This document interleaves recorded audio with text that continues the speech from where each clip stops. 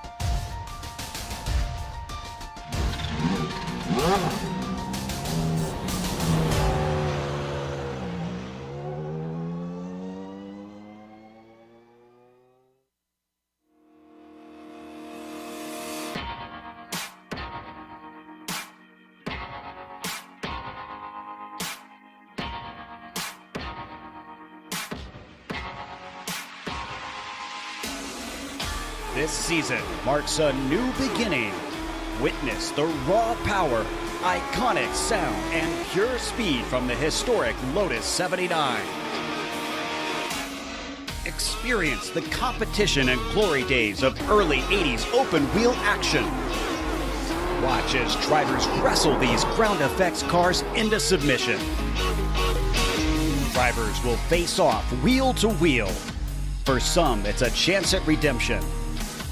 For others, an opportunity to make a statement. All sharing the same goal, to be crowned champion. Who will be victorious tonight? The Lionheart Retro Series presented by Butt Kicker starts now. Motegi, Japan. It's known as an auto enthusiast paradise. Rolling hills, the Nissan proving grounds, a Honda museum, and one of the most unique auto racing facilities on the planet. Built in 1997, this dual-track complex hosts a rare road course that dips primarily outside of the main facility. However, it's the oblong oval that has long been the star, attracting American open-wheel racing and even once NASCAR. In fact, it was here where Dale Earnhardt first raced his son, Dale Earnhardt Jr., in a NASCAR Cup car. But none of that nonsense tonight. We celebrate the glorious IndyCar history of the twin-wing Motegi with a car that surprisingly never even raced in this country. Don't you worry about that either. About to show you how cool it really could have been. This is round 5 of the Lionheart Retro Series, presented by Butt Kicker, the Sim Experience 175 from Twin Ring Motegi, and it's live and next right here on the iRacing Esports Network, brought to you by Global SimRacing Channel. Konnichiwa, I'm Jason Galvin, joined tonight by the man they call Yaz, Brian Yazik.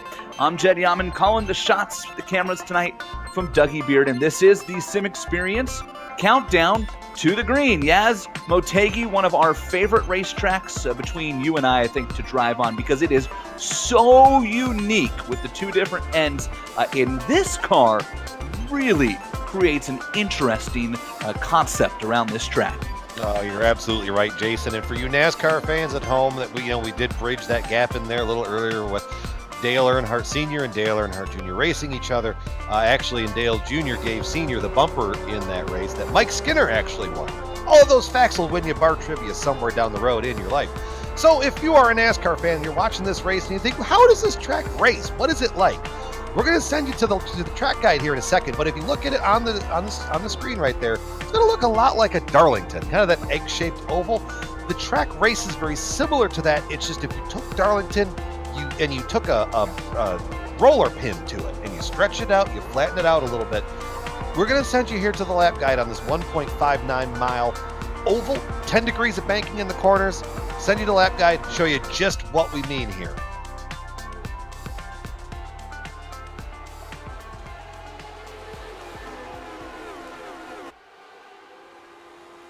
Hello everyone and welcome to the Global SimRacing Channel. I'm Brian Yazik, taking you for a spin around the Twin Ring Motegi Oval Circuit in the GSRC Lotus 79. Here we go.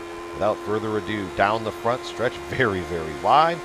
Bringing it straight down here to the bottom, into 1 and 2. We kind of hooked that white line right on the bottom. Make sure that you don't bring it off that, shooting sparks out the back, making it look old school and cool down there. Out of turn 2, keeping it real low. If you drift it up to the fence, you're just costing yourself probably upwards of about a tenth. And especially with how close the qualifying can get on the oval side, that could be everything. Down here into turn 3, take a little bit of a later entry because of the way that the corner is done. It's a little bit of a sharper radius than 1 and 2. Down the front stretch again, you see this track is probably 7 cars wide, and you could see them every bit that far wide here in this race. After lap 1, you could see guys maybe move up a little bit, especially if you're trying to make a run on somebody or the air is kind of disturbed in front of you. Try to bring it up just a little bit more, and then get your draft down the back stretch. Down here in turn 3, once again, don't let it get too high here. You'll see the track, it looks wide in the corners, but the banking and the grip level just isn't there up at the top. Off of turn 4, down here on this very long front stretch, very wide, across the line. That is going to complete our guide here around the Twin Ring Motegi Oval Circuit. I'm Brian Yazek. Enjoy the show.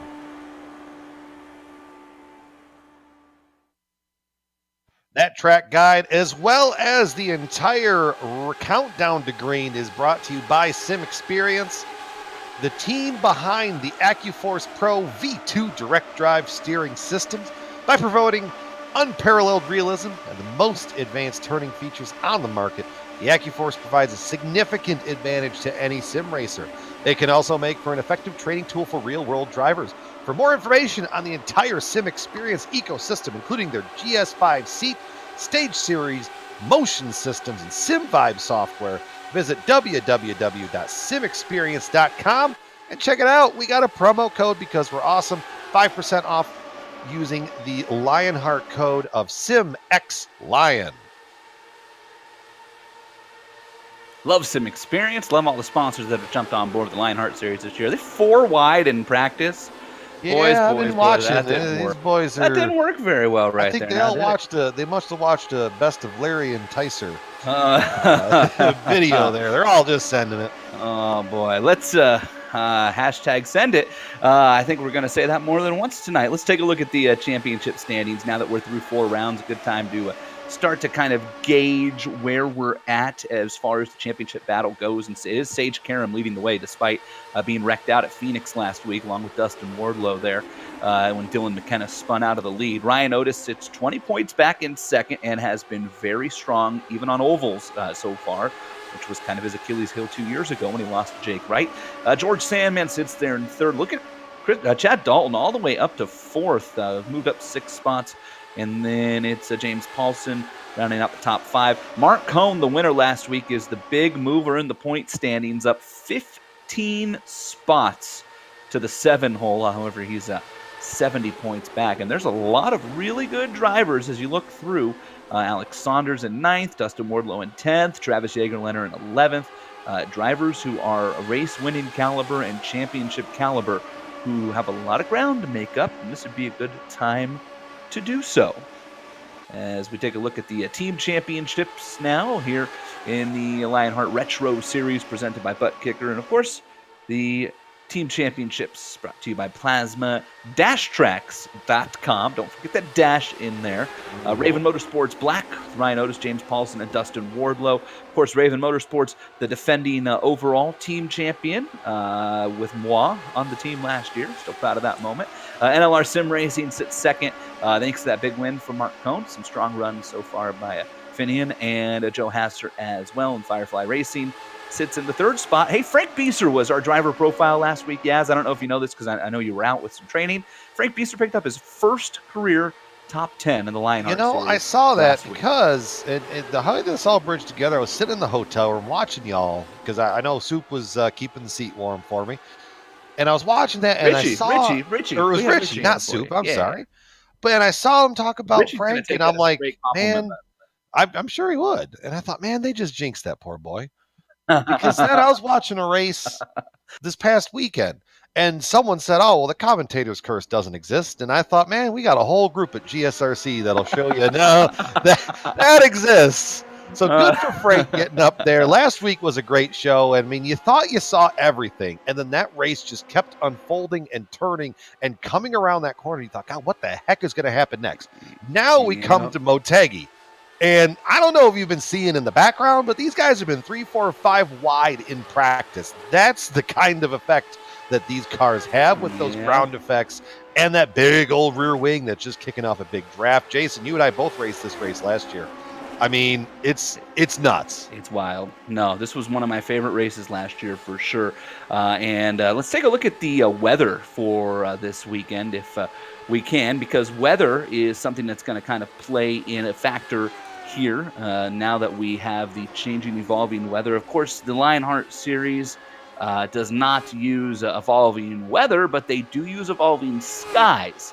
And that could be a big deal as this race goes on. See the track temp at 91 right now, air temps at 84, wind going east at 14. Not really a big deal, but partly cloudy is key, as because if the clouds sneak up later in the race or they go away, there's really only one passing point in this track, and it's turns 3 and 4, and it can either make you really tight or really loose. It could really play a factor on you here in this race. Series details brought to you by our friends at minus 273 as we are qualifying right now for the Sim Experience 175.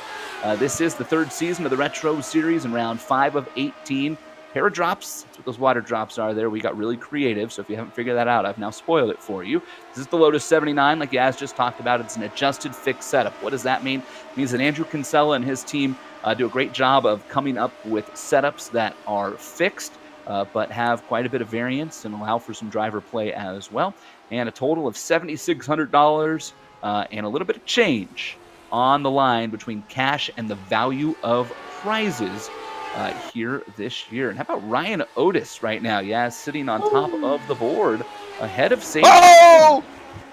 You got a new name on top of the board. Look at that on your screen. Purple George Anzaldo.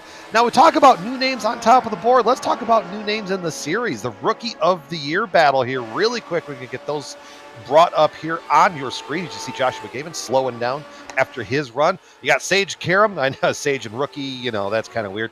And then you got George Sandman. Again, Sandman, Rookie. That doesn't quite add up either. But you see there, 53 points separating those guys, 56 back to Dalton in third, Jenkins fourth, the Watchman, Mark Cohn in fifth. We're kind of excited. On a personal note, we were able to scoop him up on LPM for the remainder of the Lionheart IndyCar series. So we just round that out a little bit. Yeah, you know, it's what we do up here. Taft Baldwin, Fanine Ducana, and Block there in sixth. And Block has had some really good runs, too. I think he's just been kind of unfortunate, wrong place, right time sort of situation. As his kind of season has unfolded. But yeah, this is, I mean, you're talking, this is some separation here. You got about a 10th back to 11th on top of the board. This is Steven Schlacker. It's a beautiful looking car there. It must be a new scheme for Stefan there. The white, the blue, the little number thing, the whiteouts around the number. Things. I love the number things. Yeah, the number things. The number things are my favorite. Words are hard. Oh, a little bit of apron there. And then probably the best paint scheme if we jump around to. He's on the second lap right now. Steven's gonna finish his. Words are hard still. There it is, Dean Mardi Gras Mall. I mean, if you're new to the series, Dean basically took the template for the car, handed it to his daughter inside of the paint program and said, go nuts. And it's not the first time he's done it. It's a great story, and I don't care if you've heard it. I love the story because it keeps, you know, it's a great story. Jason, I'm sure, you know, when your son gets old enough, you'll probably do the same thing for him. Let him paint one of my cars? Why not? Why not? Yeah, we'll see how the good folks at Global Electronic Technology do. As Joe Hazard likes to call them.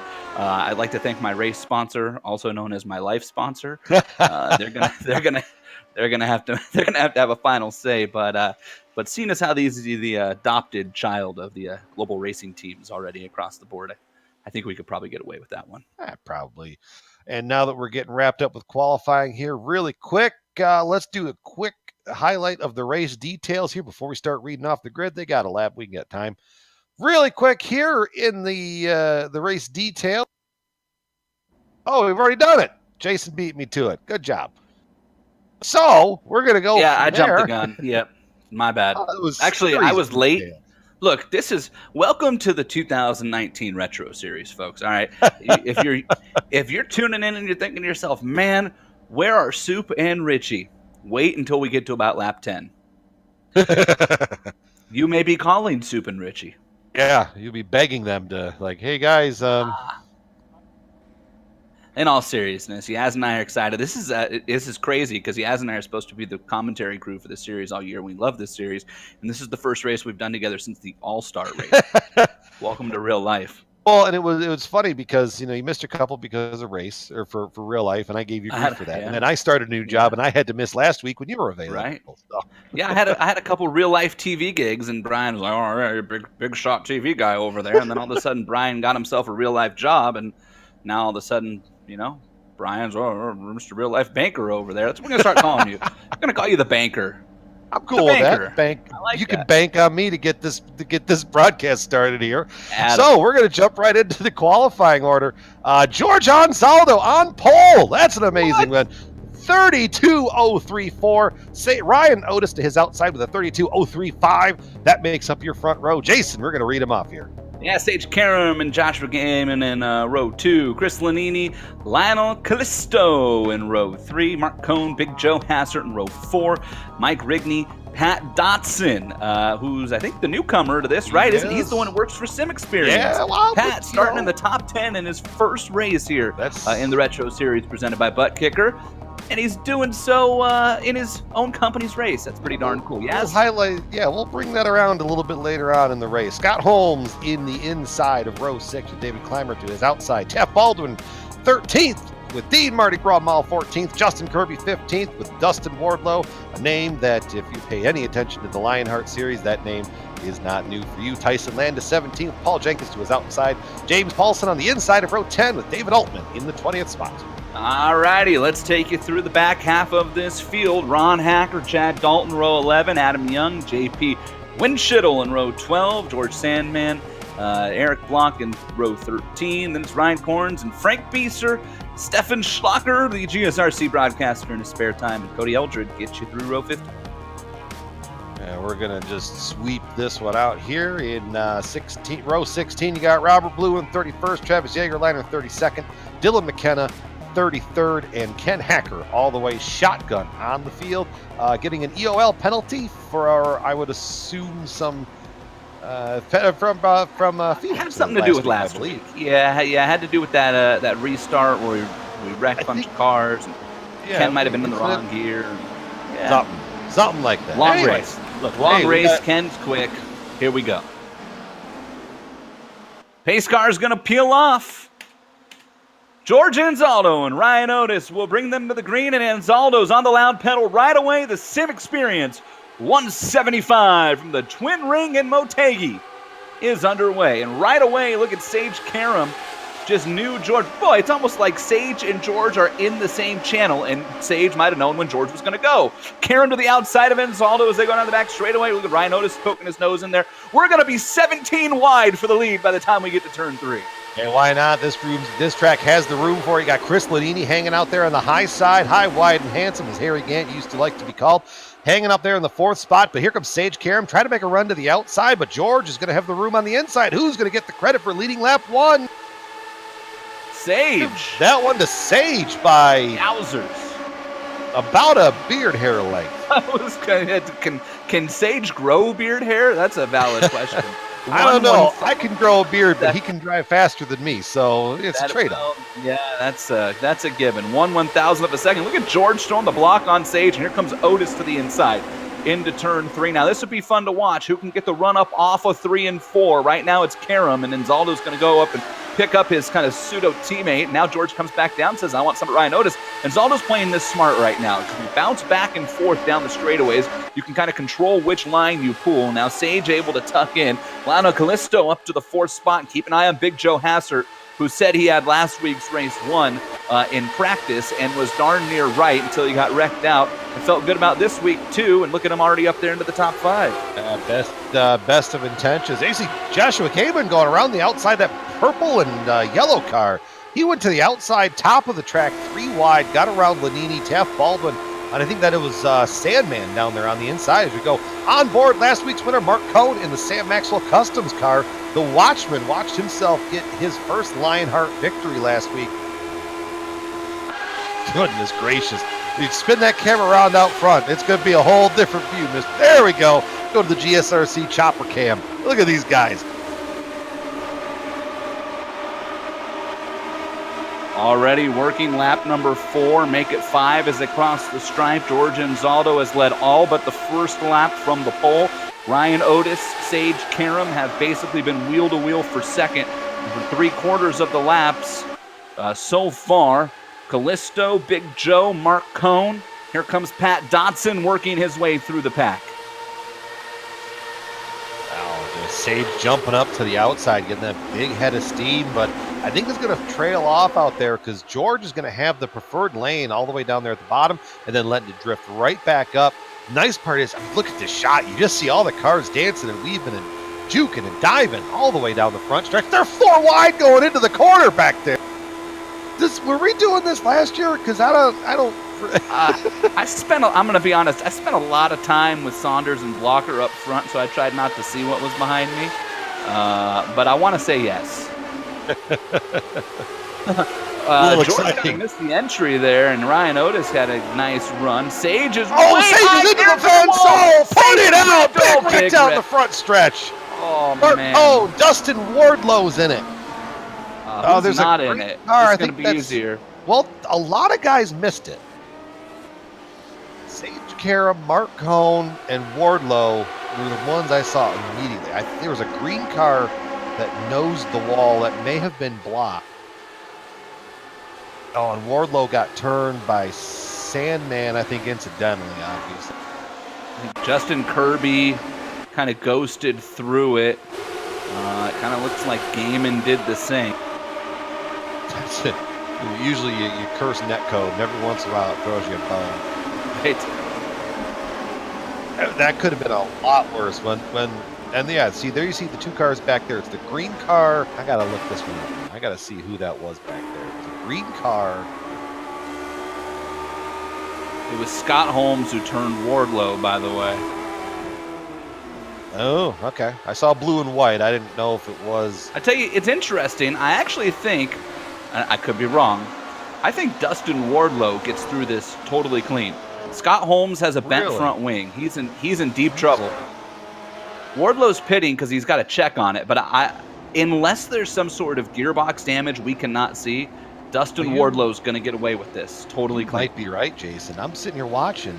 I mean, I don't know if we can. Maybe Amjad can get one more look at it here, centered in just on Dustin or not. But it was pretty remarkable Danny Sullivan type of spin for Dustin Wardlow. Here's another look. Amjad's all over this. No, hey, that's the lap guy. Well, the good news is that's a clean lap. Right there, I guarantee you. Yeah. Clean lap by a handsome bearded fella. All right, you must have done the lap. Look at that. Here's another look at it. So here's Sage. That's Cone upside down. Yeah, and you can see Wardlow's spin there. I think he does not hit anything. Unless there's some kind of rear end. Oh, I tell you who is going to have some problems. There's a couple more wrecked cars back there, Yaz. One's got a bent wing. Eric Block.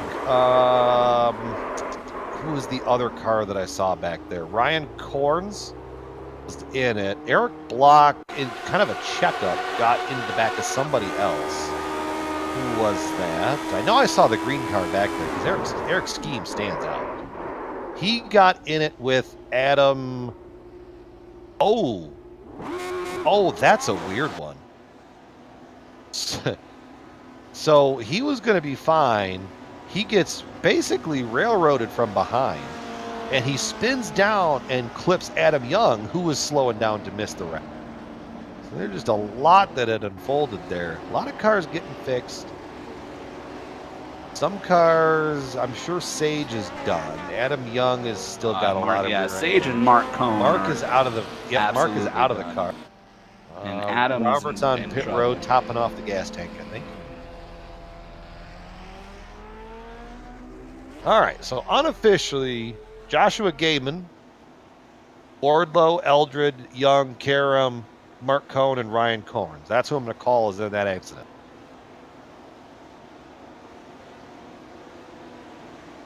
Meanwhile, we're going to head back to racing.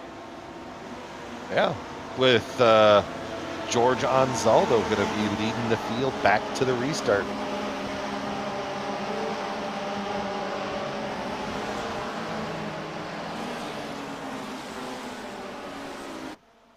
Getting it right up there to the wall, try and minimize the draft. Pace car driven away, and George is onto the loud pedal. Green flag back into the air. He's going to get a good start. As you see that single file line going all the way back. Little bit of a stack up back there in the field, but everybody's going to get away mostly clean. First battle, Justin Kirby diving onto the inside of Taft Baldwin. Timed that restart really nice. Used a little bit of draft to get that 43 machine up and around the riding shotgun motorsports machine. Now, as they sail off into turn 3, everybody just kind of minding their P's and Q's. Not too surprising that you see that on an early incident that kind of calms the field down a little bit. Everybody just decides, okay, oh, never mind, put it out. We've got a caution. Way to jinx. You talk about the broadcaster's jinx he has right on cue. We were talking about that before the race. Oh, Eric Block once again. Oh, man, the way that car goes around, if that's not a damage problem, I'd be really surprised. Yeah. God, who was that just missed him? JP was... Get the onboard on JP. That could be an interesting ride. Have we officially determined how we're pronouncing JP's last name? I've said Chittle and no one stopped me. I like it. Good. Executive decision made by the banker. That's what happens when you're a banker. Yeah, exactly. Yeah, you get to call the shot. Sometimes. Hey, onboard cameras, should have mentioned this earlier, huh? Ron Hacker, the butt kicker onboard. Mark Cohn, the Sam Maxwell Customs onboard. Sorry, Mark. That was a short-lived one. Yeah. Short-lived run for you. Darren Ganges in the Sim Experience car. I think this is on board with Ron right now.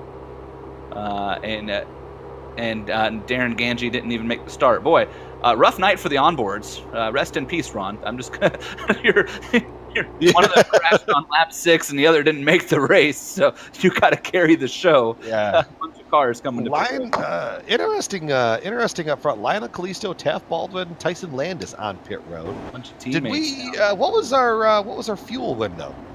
Our fuel window, let's turn to the handy-dandy media guide that is provided to us, courtesy of the Lionheart Retro Series. And 44 to 45 laps is what they're saying on a solo run. Do not have a projection on how much consumption that is per lap.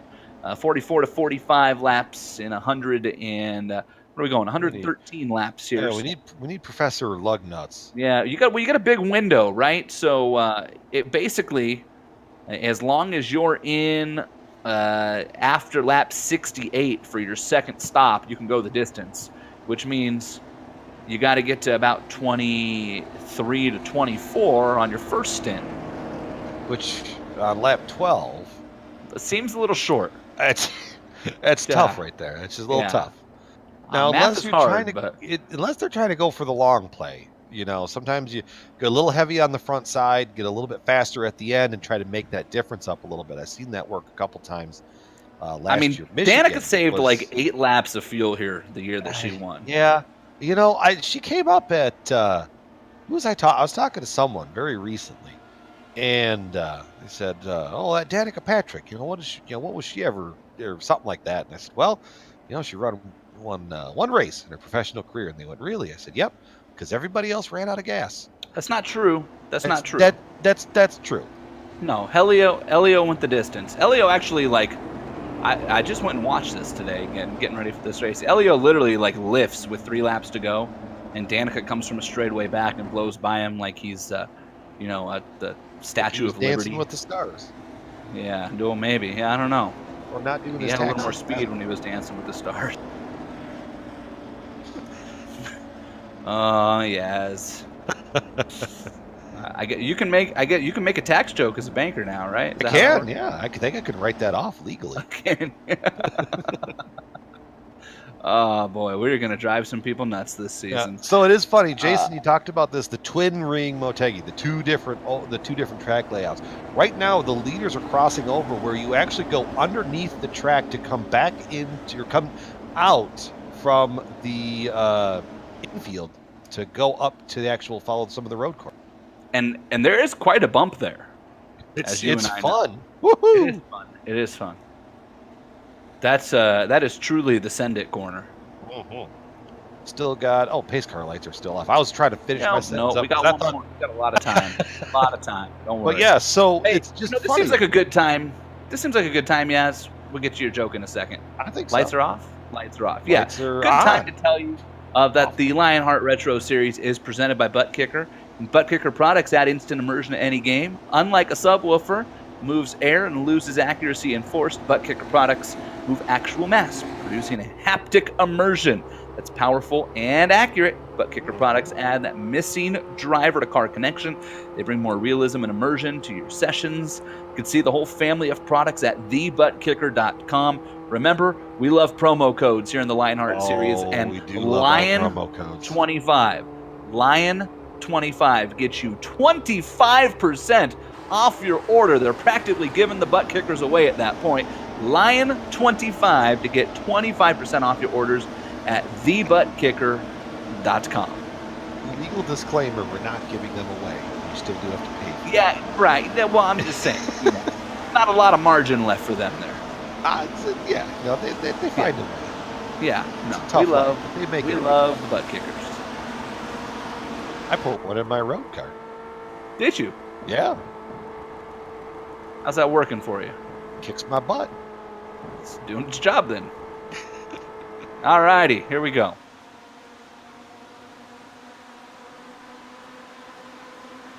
Lights are off, pace car's off. George is off.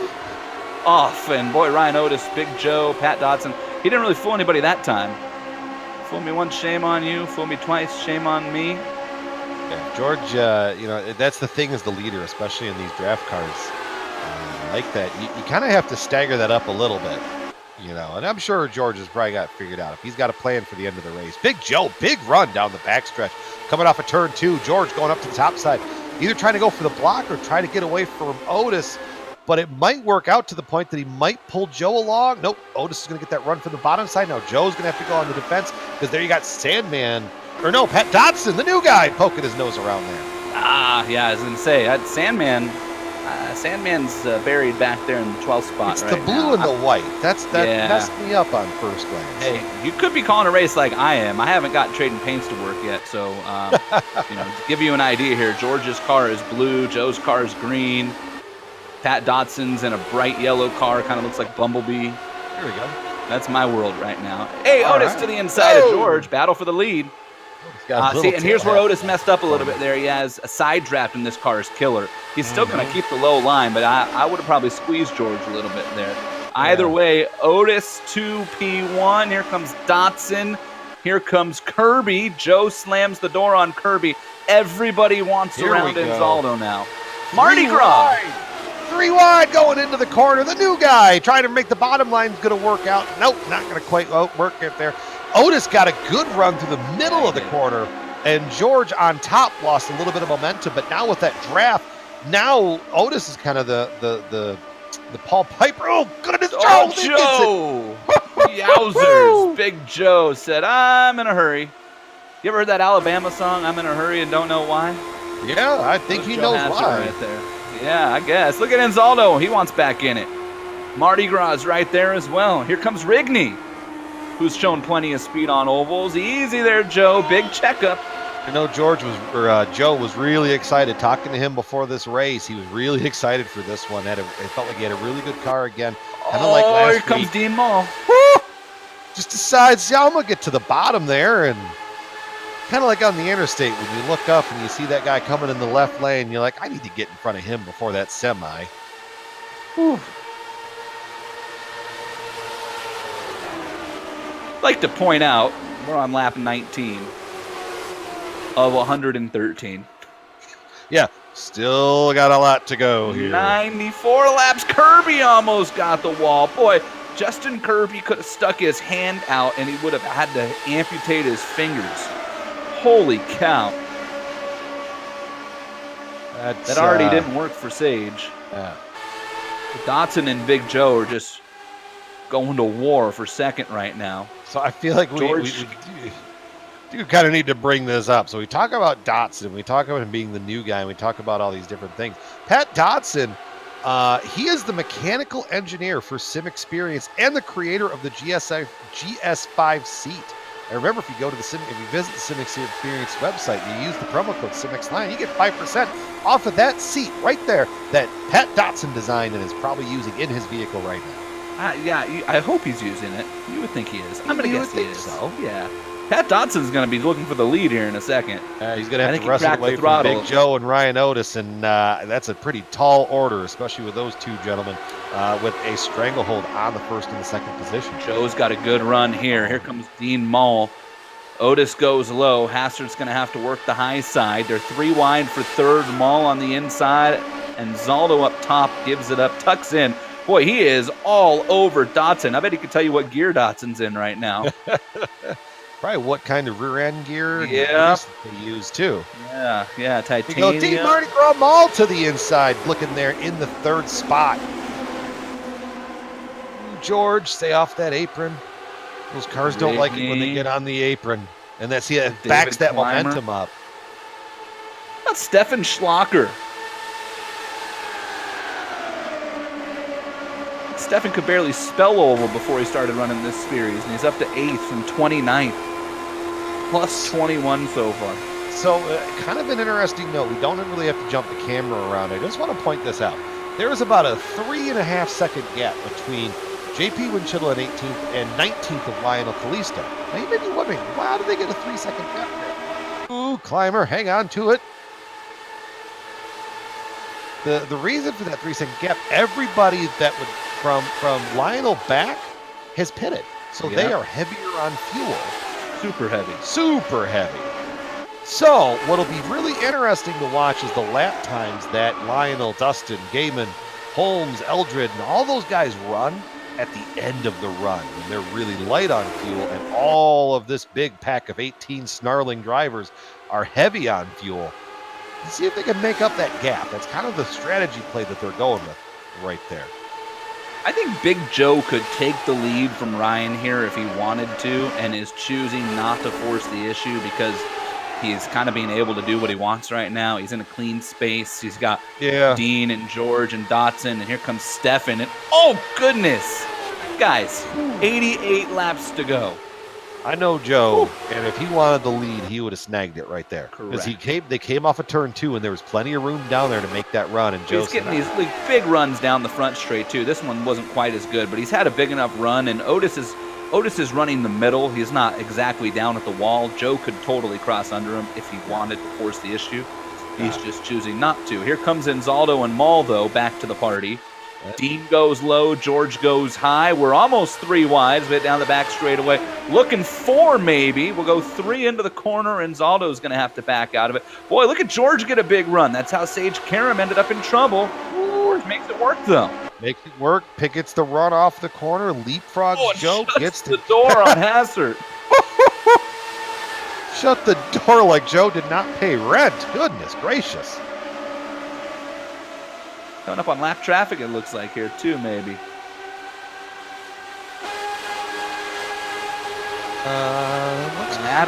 like Adam Young hit pit road. I saw the gap back.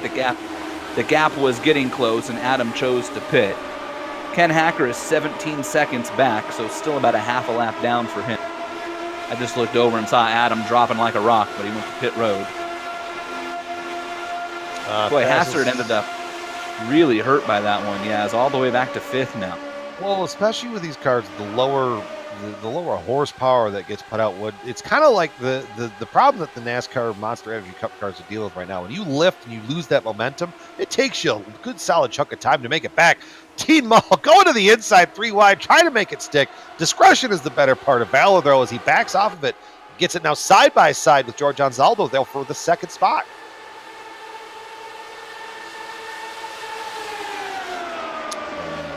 Justin Kirby hits and fronted wing damage. that I think I saw. May be affecting why he's hanging out towards the back there. But goodness gracious.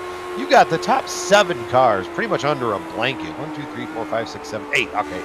Confirmed on Kirby. Just went and checked. Right front wing damage, and that's not going to be fun here. Drag is not your friend at this track. Let me put it that way. I am impressed that Ryan Otis has been out front as long as he has. I wonder if Joe is maybe regretting not forcing that issue at some point here as we work lap 30 of 113, the Sim Experience 175, George! And boy, yeah. Talk about shutting the door. I mean, I know Jorge there's a subsection. so. There's a subsection of the rule book about blocking, and depending on who we got in race control and what they part of that they wanted to read, you could read that one either way.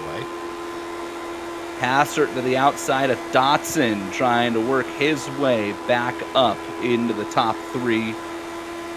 Mole pops out, and Zaldo's gonna start to show a nose. See, They're your 3 Maul, wide maybe again.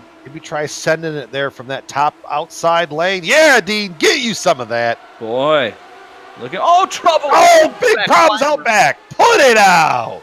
David Clymer just destroyed the wall, and that will end his night for sure.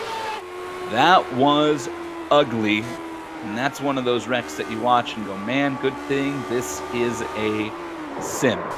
You get some helper to that thing. Oh. Yeah, that'll do it. Climbed right over the back tire there. Boy, worst part for Clymer, that's Dalton. I got to refer to my guide here, but I think they might be teammates. Cars look pretty similar painted, too. Which would not be good. Just going to throw it out there. Might be an awkward Tuesday meeting.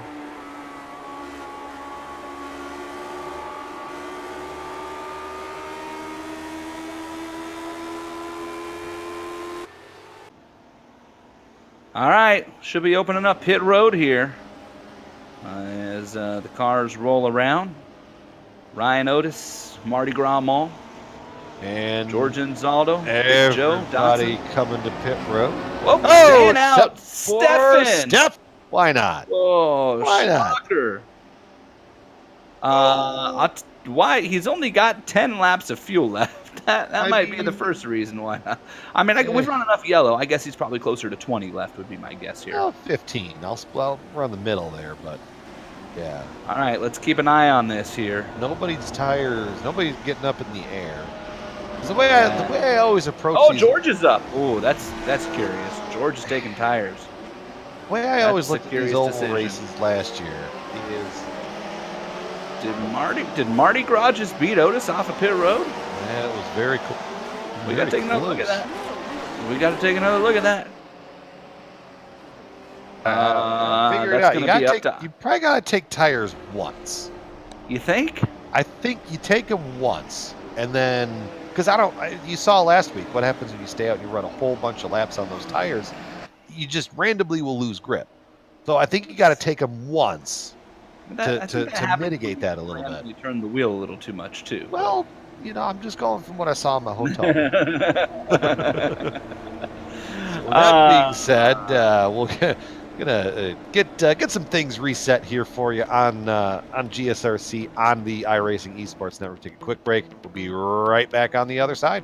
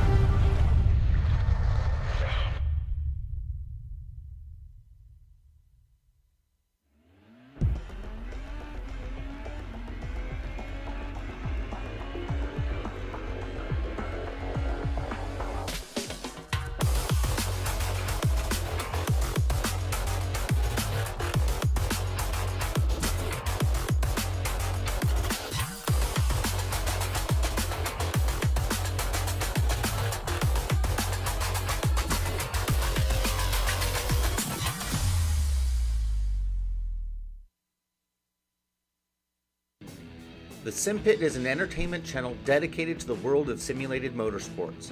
The Sim Pit is a leader in providing the sim racing community with news, reviews, interviews, DIY pieces, and instructional videos to make sim racing a better experience for all. Check us out at thesimpit.com or go to YouTube and just search for The Sim Pit.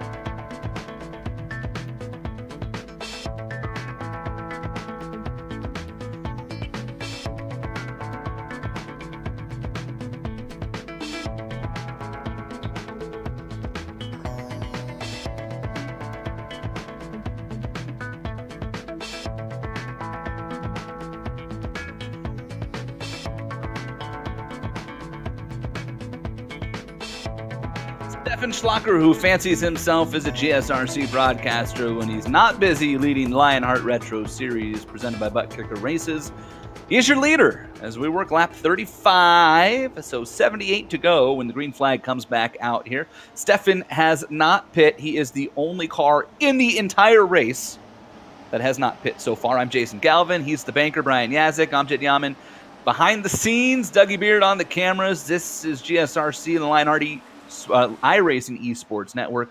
The Lionheart Retro Series presented by Butt Kicker. Green flag is back out, and Stefan stands on it and able to pull away right away from Lionel Callisto, who started P6, fell all the way back into the 20s, and is all the way back up to second. Oh, by the way, the Candyman, Dustin Wardlow, who's already done more 360s than Tanya Harding in this race, is up to third. Why? See out front. That was just bad. That was just bad. I can even apologize. Which one? Work it back out. Tanya Harding? Tanya Harding, yeah. Hey. You know. Anyways. 360 no scope. Oh, no, that was bad. You know, just bridge all that together. Anyways, back out front. There's a race going on. We're all just having fun here. Isn't that what we're paid to do? Well, Are you getting paid? I don't know. Battle for the lead. Lionel Callisto inside of Stefan Schlacker. Here comes Wardlow looking to the outside, and Callisto will take the low line. Here's to be a good battle right here. Can Schlacker make the outside roll? The answer looks like it's no so far. Callisto got a great run off of 3 and 4 and will lead his first lap on lap 38. And here comes the Candyman, Dustin Wardlow, from about 5 miles west of me here in Bakersfield, California, all the way up to third in Japan at the same time. The joys of the internet. Well, it's an amazing thing, that internet. Boy, Josh Gaiman wants in on this too. I got to tell you, I'm kind of surprised Schlacker being, 15 laps to the positive in fuel for Callisto, 8 laps to the positive over Wardlow and Gaiman. And I kind of thought that having that much less fuel, you're talking about 4 or 5 gallons, looking at 30 or 40 pounds lighter. I thought he'd really be able to just kind of hang on out front, and instead he's been slicing and dicing. He's been making it work, that's for sure. Well, here comes Ryan Otis, by the way, on full fuel. He's the only leader who's stuck with this pack, only, I should say, driver from the lead pack before pit stops. There is a 1 second or so gap back to Mardi Gras Mall, and then another second plus back to Dotson and Anzaldo. So things have really fanned out here on lap 40. And a lot of the guys out front, I'm sure we talked about this, they stayed out on the first cycle. Otis kind of being the first one to rise up into the back of that pack. Got a good run off of that start, leaving everybody else that pitted with him in the dust. Yeah, just to give you an idea here, Callisto pit on lap 15. He's actually been in twice. Schlacker has yet to pit. Gaiman was in on lap 22, and that was awfully close. Baldwin was in on lap 19, and Wardlow was in on 20. Well, it was Dustin going up there trying to scare the wall, and unfortunately, the wall doesn't ever back down. If you can try and chest up to that wall all you want, and just go stand there and go, try me, bro.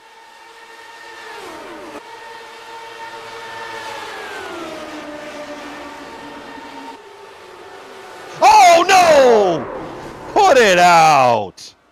That's... Oh, there's gonna more change. problems out back. Oh, big wreck. There's a lot of them in it. Chris Lanini's in it. Man, 84 of Pat this is Dotson was in it. truly the big one. And it started with Schlocker and that low fuel.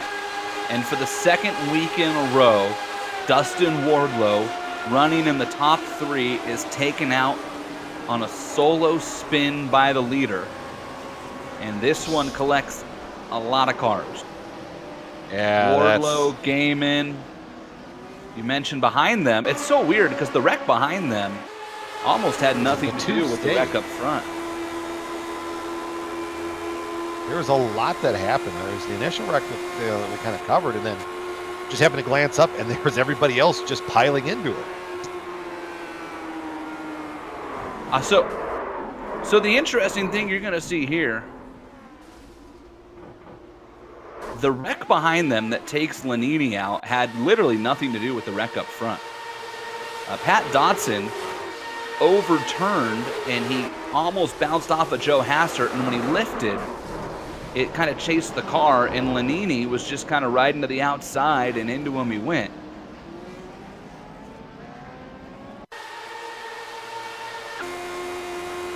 Let's take it a line of... It's Taft Baldwin. You're looking for Baldwin here on the Yowzers. Taft Baldwin leads the league in instants per race, averaging 1 instant point per race. That's Saw his life flash before him there. Yeah. Boy, Dustin Wardlow's what-if season in the Retro Series continues. Wrecked at Sebring, wrecked at Phoenix, wrecked at Motegi, a top 5 car at all 3 events. Nothing of his own fault at all 3 events. Right place, wrong time.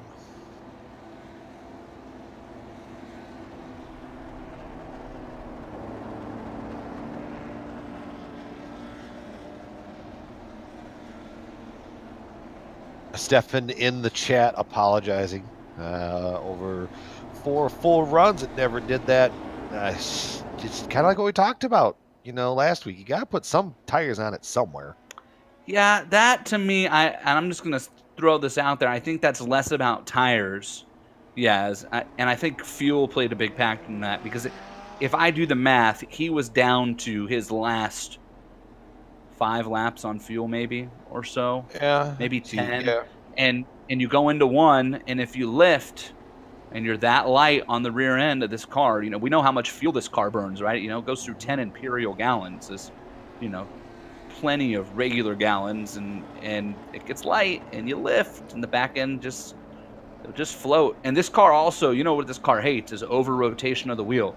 So if you miss your entry a little and you put a little too much wheel in it and the back end's light, then around you go. And that's unfortunately what happened there.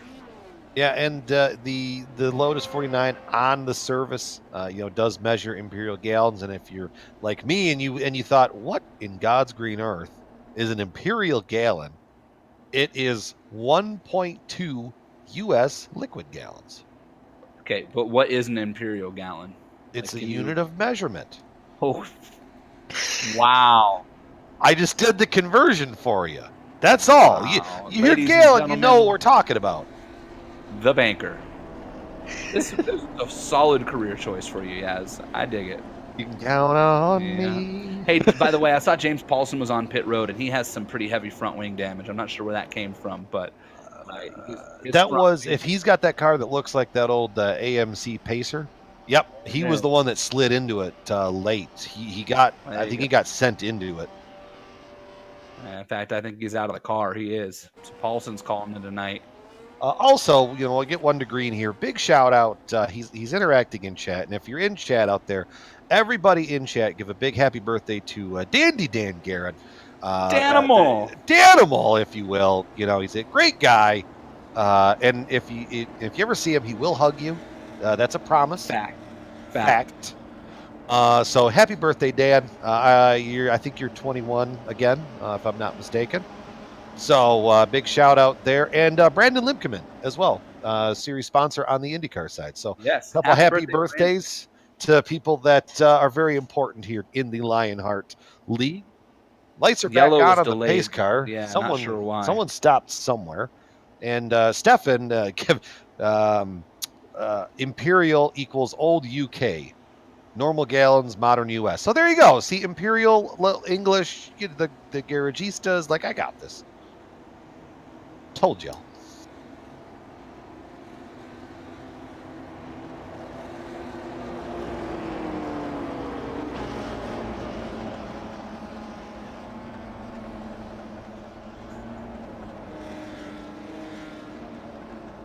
Everybody's pacing around. Lionel Kalisto, I would probably throw him under the under the kind of the tough break part here. He's started 6th on the night, up to 1st.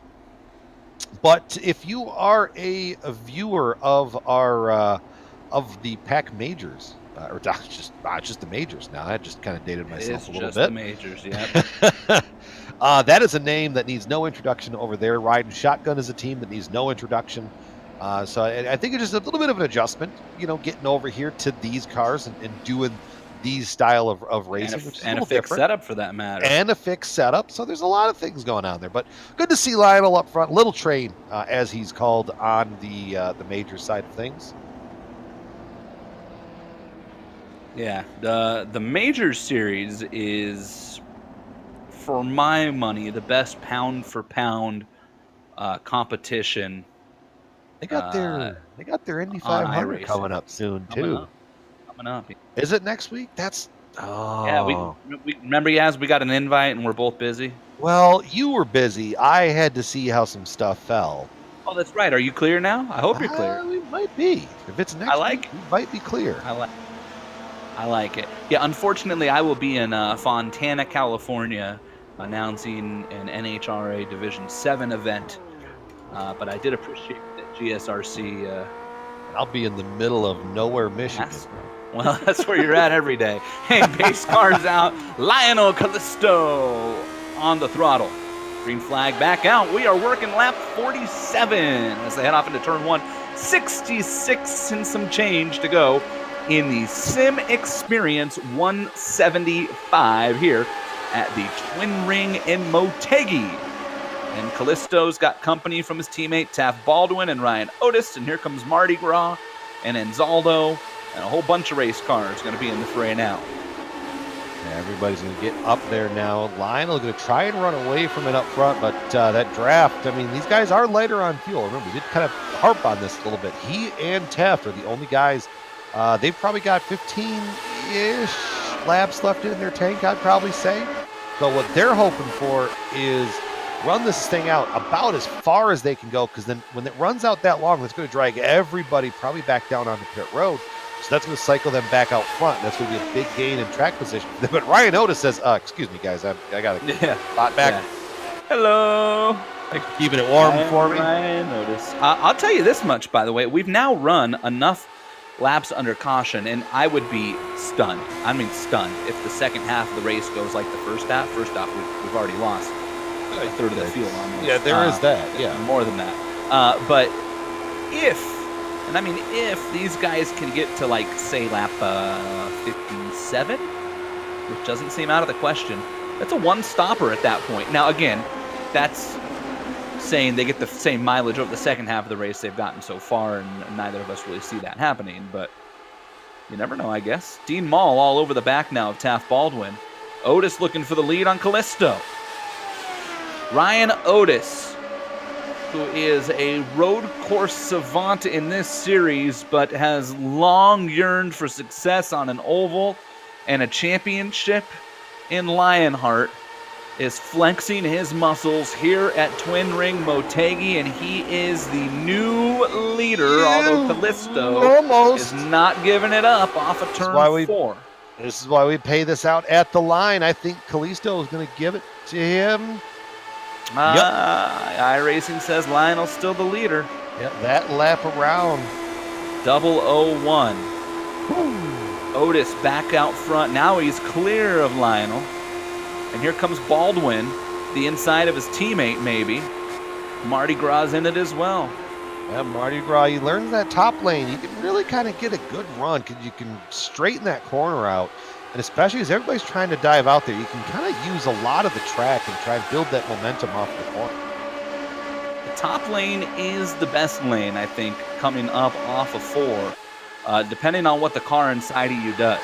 Now that car inside of you, pulls the meanie move and decides to run up the track a little bit, then it just totally messes you up. But if they run down on the white line like Otis is doing right now, then you can kind of tuck it right down in there like Lionel's doing right now and get a nice smooth There you go. Kind of pinch that off just a little bit on corner exit, especially with these cars.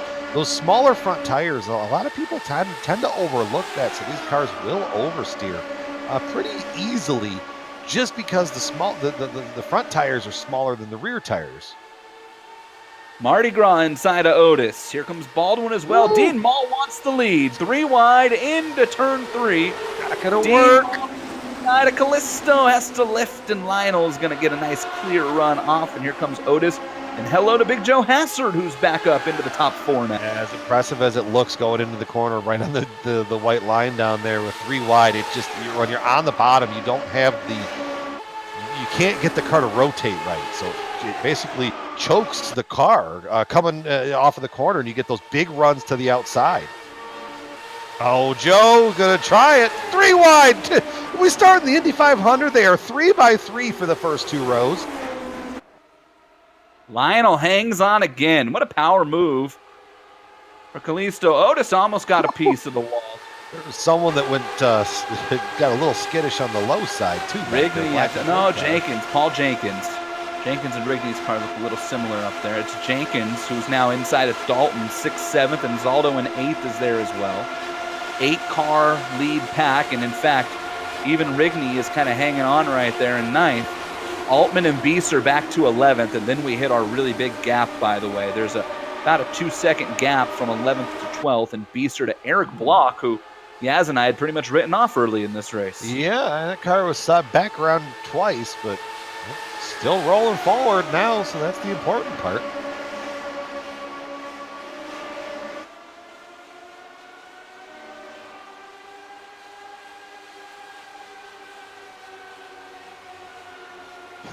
Joe's going to try and go up to the top side. Get that run right. He's going to probably get Marty. No, Joe's going to try and fall in line here and snake that graph just a little bit. But then, ooh, that was a good little move right there. Get a good run off the corner. Draft down the front stretch. It got him around 2nd spot that time.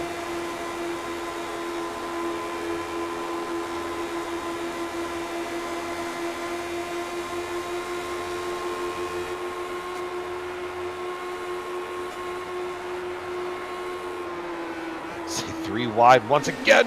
Mardi Gras trying to make it work on the bottom. It's just not quite sticking. Joe should get the draft. Oh, what happened to Zalda back there? Just a little loose. All right, a little checkup. All right, kids, print off your boarding passes. Check out of your hotels. We are halfway through with this race. We are finishing it, whether it be rain, snow, sleet, or virtual shenanigans, if you will, or an earthquake. I did do the earthquake. I'm sorry.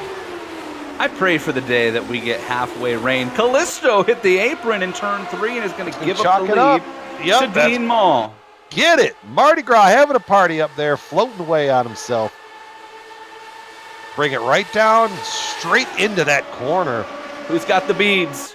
Who's got it? Oh, goodness. Oh, Big Joe, yowzers. Someone almost went...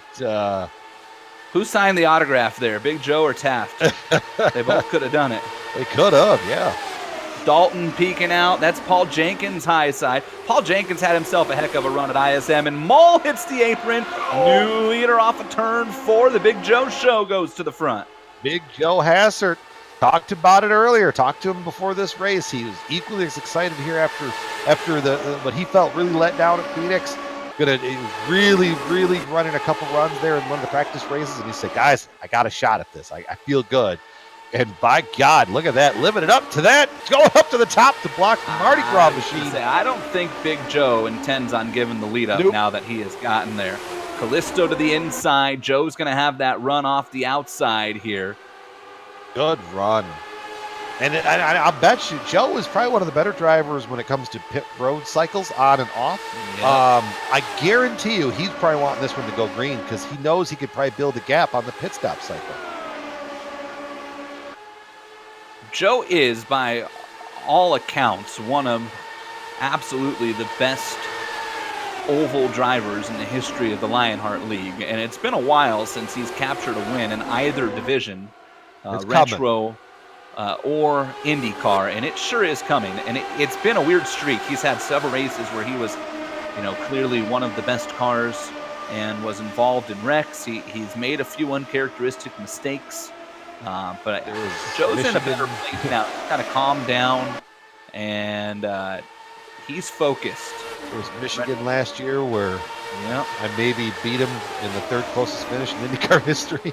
I mean, think back to Fontana a couple of years ago. Kansas a couple of years ago. He lost that one out of the lead by a lapped car. Yeah, I mean, he's been right there. You get wrecked out of the lead by a lapped car.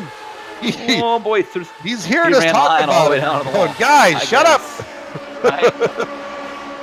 Lionel says, I'm not ready to give up yet. Joe's going to get that run, pop out to the outside here, I bet. Here comes Taft and Otis as well. Boy, Jenkins threw a little block on Mardi Gras. Didn't matter. Dean gets to the inside of Jenkins.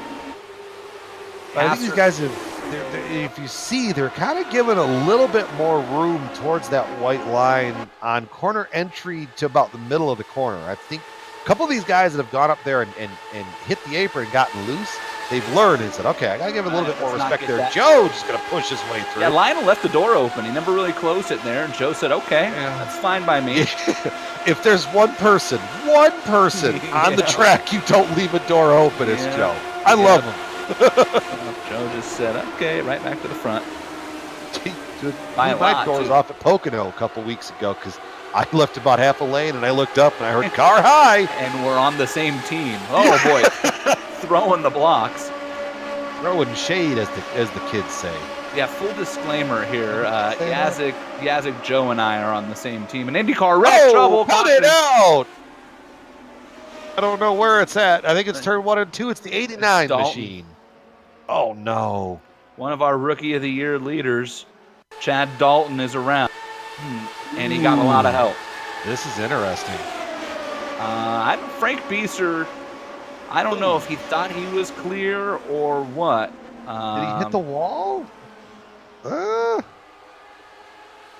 big hit from Bieser. Gary, it might not have been he might not have even really hit the wall that hard.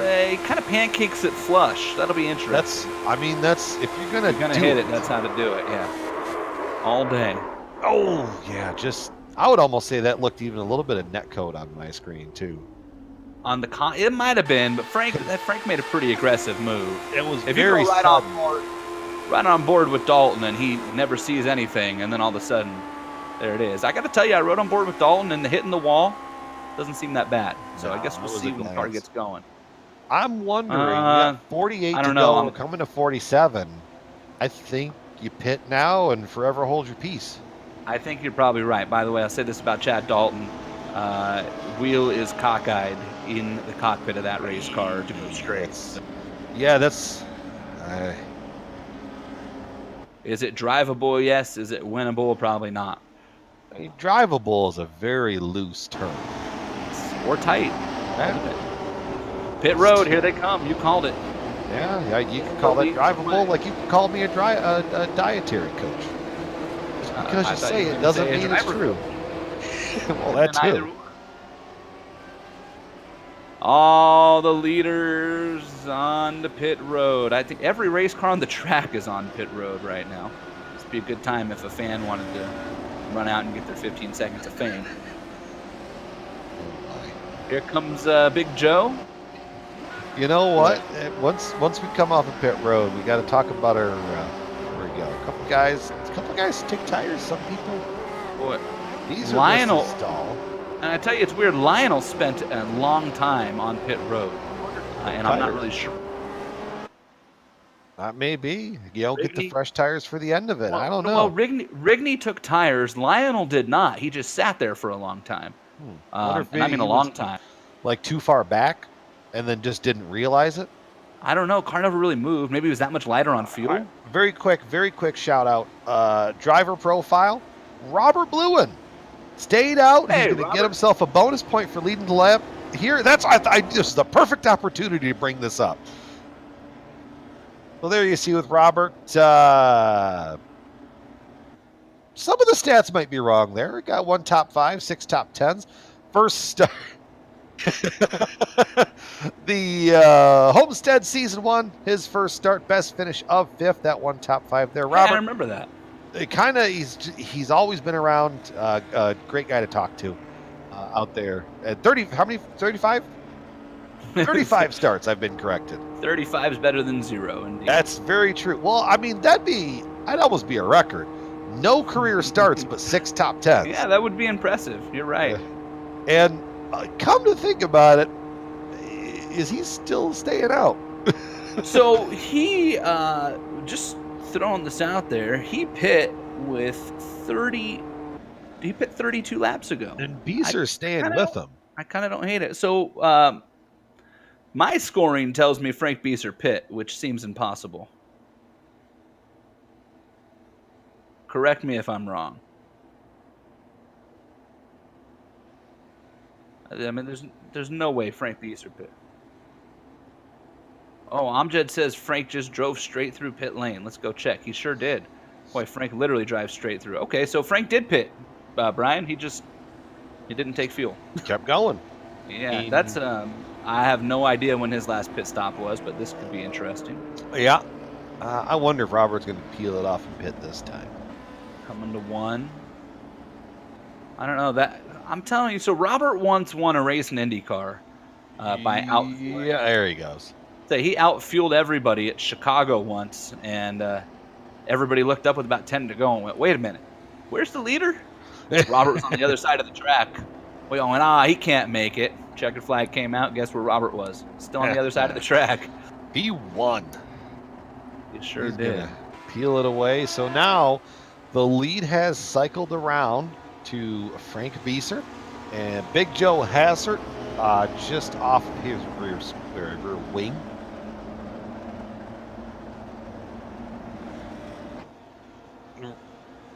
Ryan Otis in the 3rd spot with Paul Jenkins 4th, Dean Mardi Gras Mall 5th, 6th to Lionel Kalistel, 7th Taft Baldwin, David Altman. We haven't mentioned his name other than the start of the race. Up there in the 8th position, Mike Eleanor Rigney up there in the 9th, and running at your top 10, Justin Kirby. Now, don't remember though how those guys have ordered it up, because if we've seen anything here at Motegi, it's not going to take long before that whole top 10 just gets shuffled right around. Turn it upside down by the time they get probably to the back straightaway.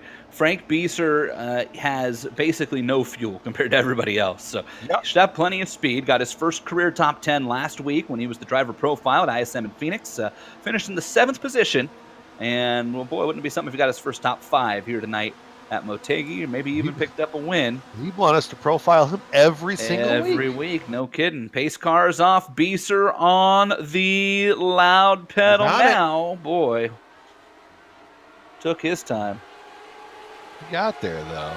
A little bit of a stack up in the mid-pack as some people went to go and expected. Otis trying to poke his nose underneath Joe. Joe's shutting the door. What I hope is Frank paid attention at some point and saw that you get real low on fuel, that car's going to get a little squirrely. So I hope he's, with his spot right now. And Joe just sends it in there and says, you know what, I'm not going to wait for that to find out what happens. Full send is what that was. Full send, licked the stamp, drop it in the box, and sent it. Did he go to the post office, or did he use like a tracking service? I mean, you got to do what you got to do.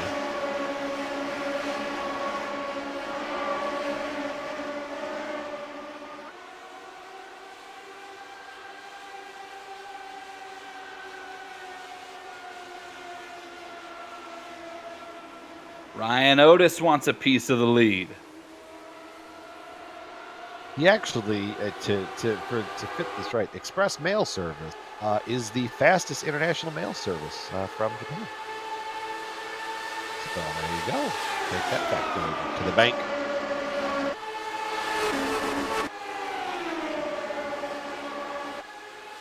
Frank Beaser going the wrong direction Whoa. now. Otis just... Ryan Otis blinking out? Yeah, he's blinking in and out. Uh-oh. Well, he's back there. 3 wide He's for the gonna lead. get- I don't know if Jenkins gonna Jenkins... try and make it work from the bottom. I don't think Jenkins knew Otis blinked out. I think that's why he was stuck down there. Yeah.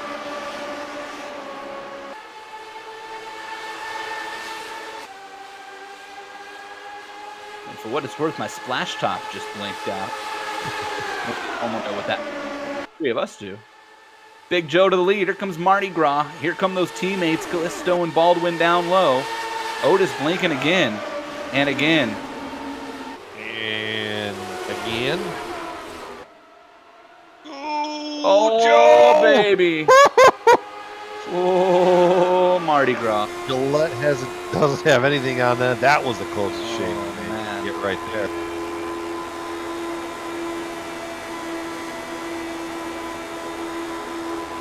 Boy, Ryan Otis is, first off, in dangerous spot of just dropping altogether, and second off, has to be close to being told to get out of the way by race control. Because that is a mess right now. What happened? I wonder what happened to our pole sitter, George Anzaldo. He's back there in that second. So George had an issue on pit road that was, I was trying to understand, it was being explained to me. When Beaser missed his pit stall, I guess it caused George to get held up because Beaser didn't maintain the pit road speed because I think he was trying to find his stall. Okay. And so Beaser was actually warned for that, but because Frank was so slow, it cost George a bunch of spots on pit road, is what I'm told. We'll explain that. And now as a result, since Sandman apparently didn't get going on the restart, George is part of the second group that's buried 2.5 seconds off the lead pack from 12th on. It seems like Otis's connection is kind of stabilized out too. Kudos to the admins for giving them a minute to get sorted out. Oh, problems out back. Put it out. I think that was Jenkins. I watched it happen. He kind of got tapped into the back of Kirby. Maybe it wasn't Jenkins. Now that I'm looking at it, it was a black car. Rigney. He drove it into the corner, and one thing led to another, and he taps the rear of that other car, and it just does a lazy spin. Beaser and Rigney get together, and that's the second time that Frank Beaser's been up top, and kind of closed the door a little, although that time Rigney kind of sent it. I'm not sure that there's anything Frank could have done there.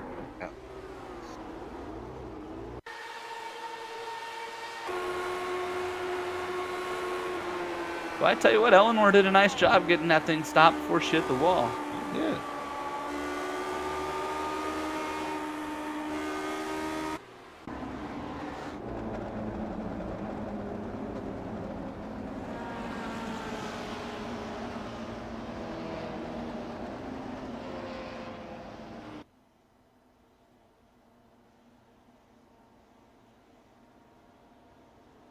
Not surprising. The first part of the field going to stay out there. I'm like anybody but Beaser should be pitting, really. I think Frank's the only car that needs fuel.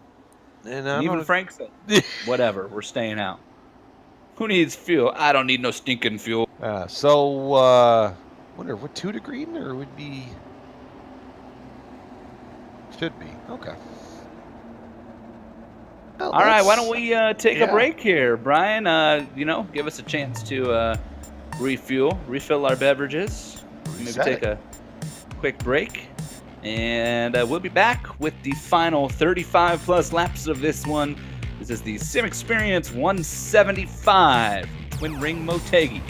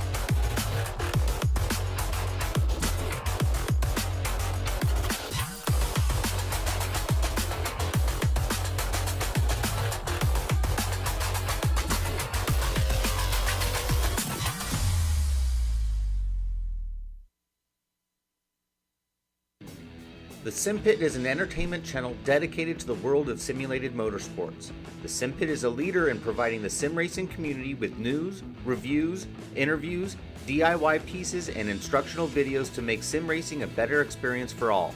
Check us out at thesimpit.com or go to YouTube and just search for The Sim Pit.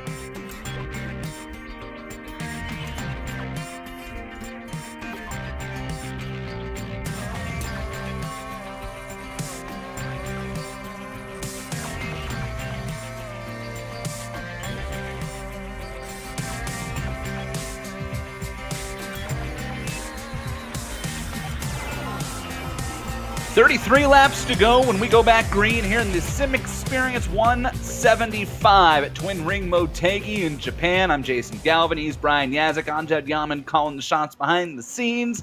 This is the Lionheart Retro Series presented by Butt Kicker on the iRacing Esports Network. Presentation tonight from the Global SimRacing Channel. Mustang pace car hangs a left. Big Joe Hassert stands on it.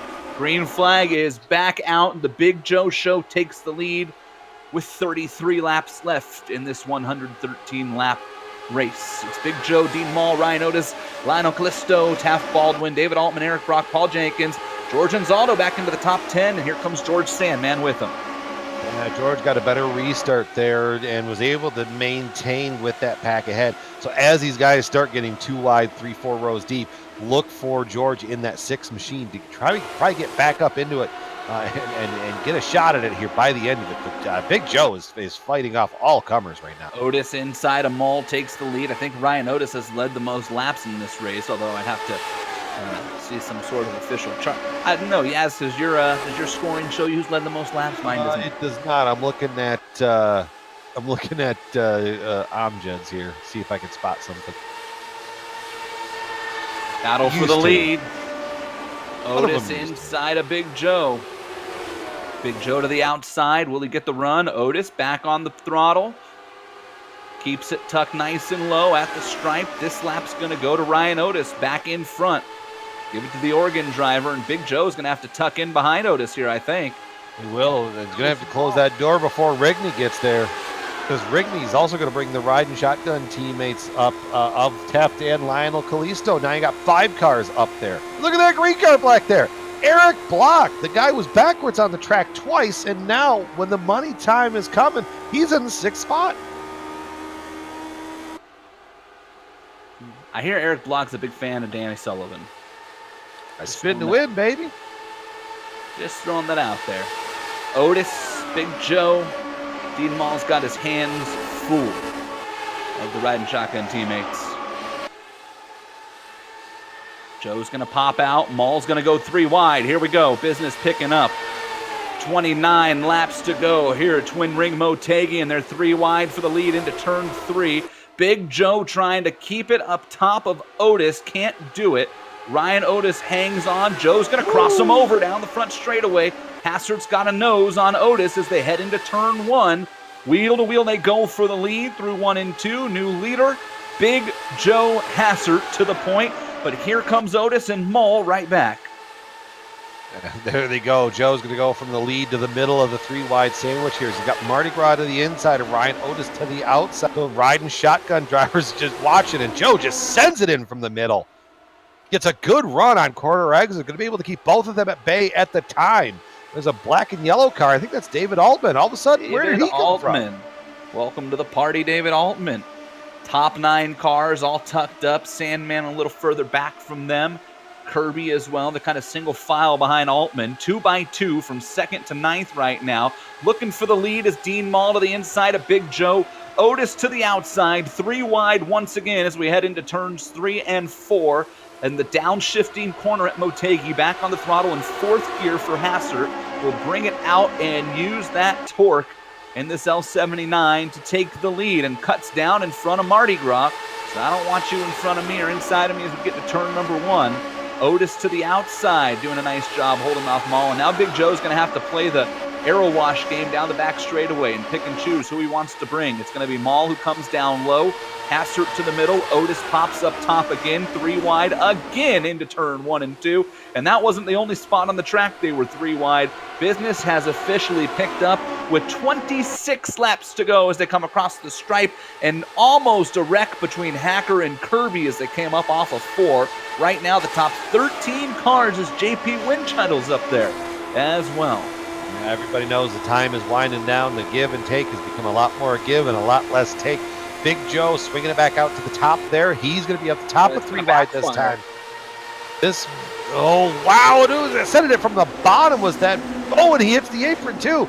That is Baldwin that got it loose, and Joe from the top lane is going to make it work. That Ryan Otis was all the way up there cleaning up the marbles. Starting a collection for his kids. Somehow able to hold on to it. Big Joe to the lead. Baldwin to 2nd. Mardi Gras right there. Callisto down low. Here comes Baldwin and Callisto. It's Taft up top. Will Lionel go low? No, not right now. Says, I'm just fine back here, boys. Big Joe able to pull about 2 cars on Taft. Baldwin up off of 4. And now they'll kind of restart the chase for the leader.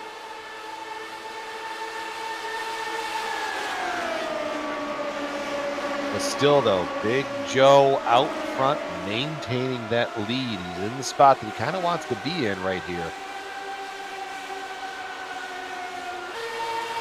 And they try and hold it in from the middle groove, which can be a little bit easier. Definitely going to fight off the run from the bottom. Nope. Car didn't quite rotate as good. Dean Mall getting a big run from the bottom. They're going to be side by side down the front stretch, but give that one to Joe that time. Not by much, though. Dean with the position as they head off into turn 1. 23 laps and counting left in this one. Dean Mall to the front.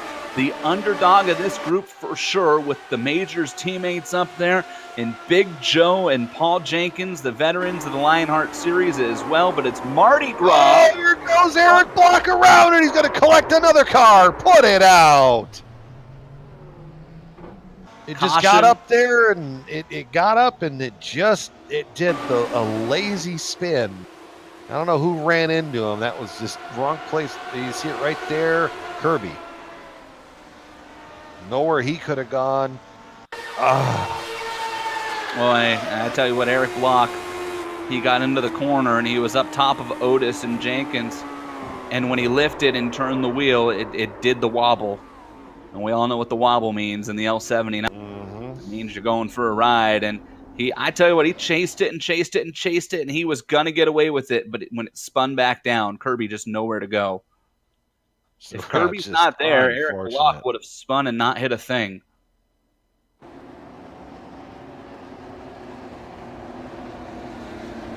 So the caution out once again.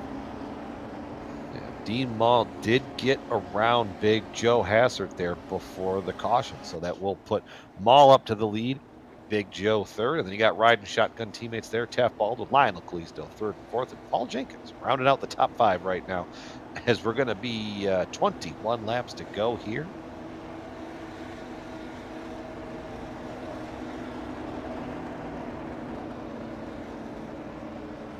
Don't look past George back there in the 7th spot. We talked about the pit road miscue that kind of happened that did affect him, but the 2 cautions have let series founder, organizer, and just overall good guy George get back up there. And I bet you're probably going to hear something from that 6 machine before the end of this one.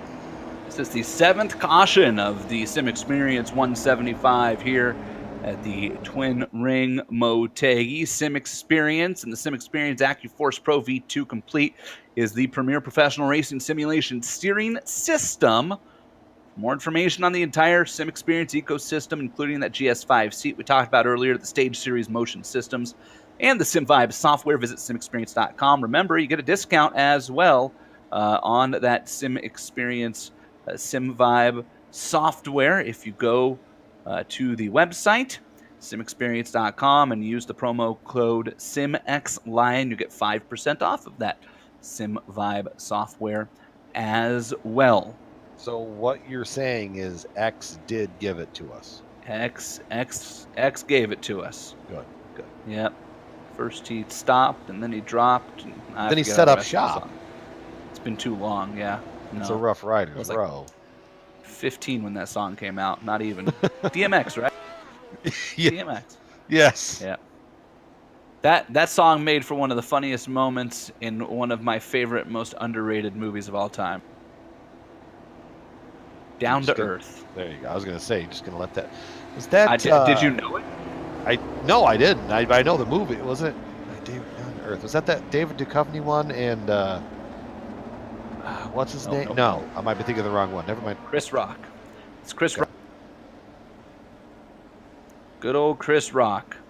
You know, he's the wannabe comedian at the Apollo in New York, and then he ends up becoming some super rich white guy. It's just funny to think of Chris Rock as a wannabe comedian. That's my favorite part of the movie. Yeah. You know it's not a wannabe. Minus 273.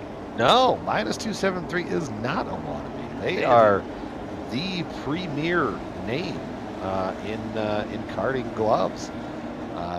You know, the industry-leading gloves, super lightweight, super durable, just like the belt line on my pants. Made from breathable poly spandex. Whether you're a kart or sim racer, and I know there's a lot of drivers out there on the Lionheart series that do rock the minus 273 gloves. They do give you the control to reach for victory lane. For more information on minus 273's full line of gloves and apparel, visit www.minus273.biz. And don't forget, we love our promo codes around here. LHRS for 25% off.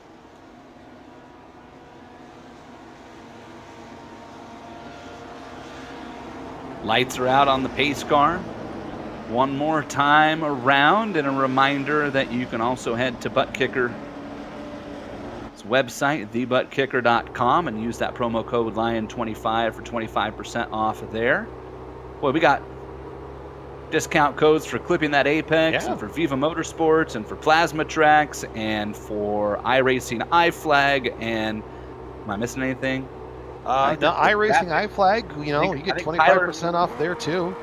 I think Tyler Graphics will hook you up if you tell him the Lionheart series sent you as well with a little bit of a discount. If you tell him that I sent you, he might charge you more money. So well, that's only because you specifically say that the Lionheart series sent you. Yeah, well, that's what happens when you go, hey, Tyler, you paint me a car, and you go, yeah, and it's like, all right, here's what I want. He paints it, and you're like, wait, I was thinking about this. So he does it. Wait, dots? What about now? Never seen so many revisions to a race car as Brian Yazik's. Lights are out on the Mustang. We're ready to go racing, and we're in the home stretch here at the Twin Ring Motegi. 18 laps to go in the Sim Experience 175. Green flag back out. Dean Mall, Big Joe, Taft Baldwin, look out. Big checkup on the start there. I think Altman didn't go, Sandman didn't go, and then whoever else was back there they went scattering on the front stretch and set that all out. The first couple rows went going. Everybody else did not.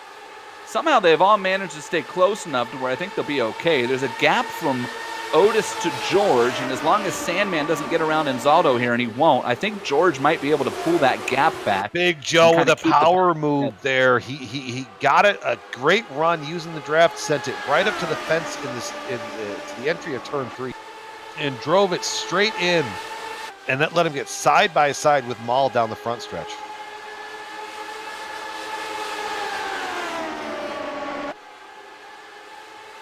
Here comes Baldwin. Here comes Callisto. Here comes Jenkins and Otis, and they've kind of opened up a gap back to David Altman. And that's going to be problems for those guys. About to get single file and try to chase this group down. It's about to be Three's Company up there. I think we're going to have a 6-car battle to the end without a caution unless something dramatic happens here. And it's been these same 6 cars for about the last 30 laps or so.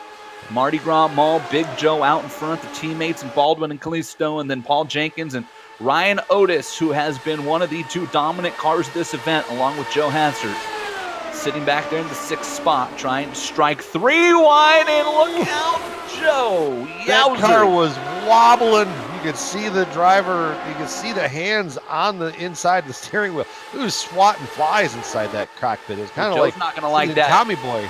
Yeah, seeing Tommy Boy, Chris Farley's going to look for bees or trying to get bees away.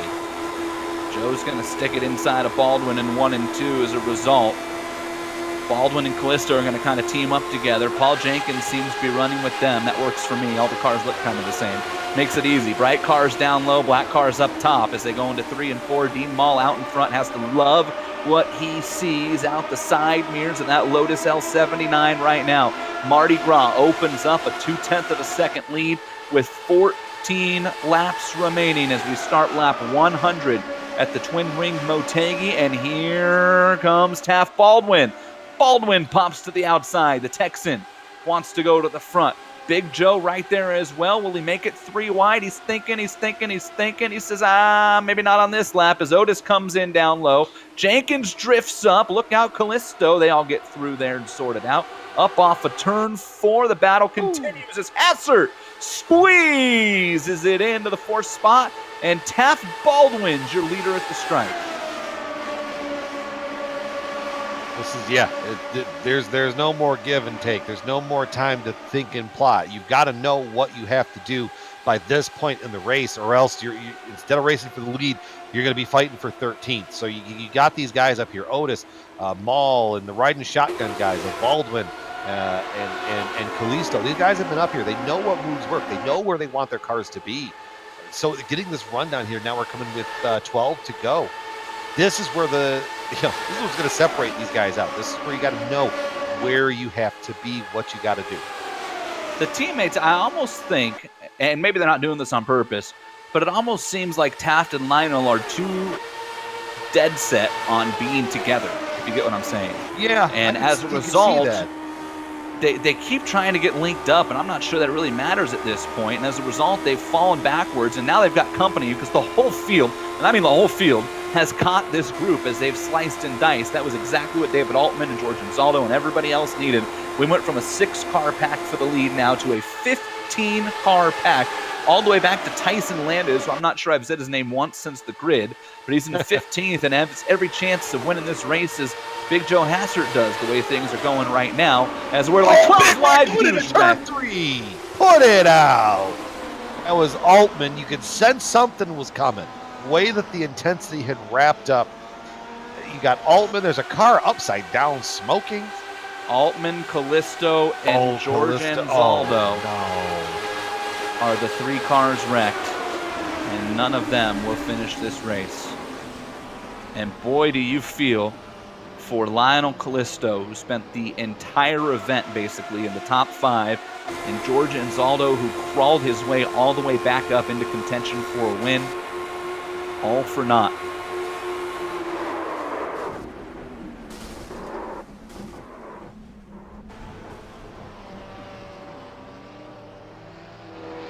Go on board with George Anzaldo, the series founder and the butt kicker. Sim Experience, number 6 car.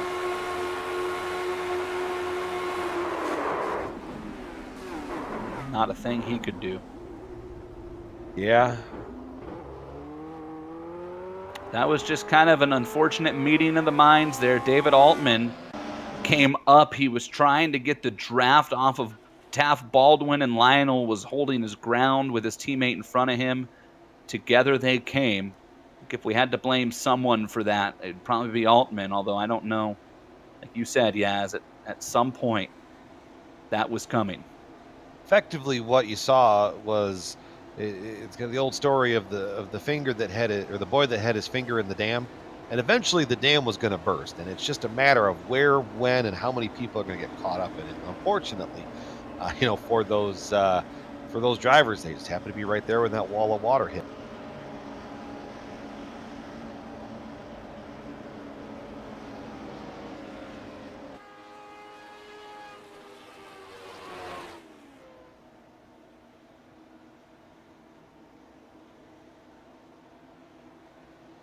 So we're going to be getting here. We're at 9 to go right now. Probably going to get the 1 to go, I would assume, next time. So it's going to restart us with 7 to go.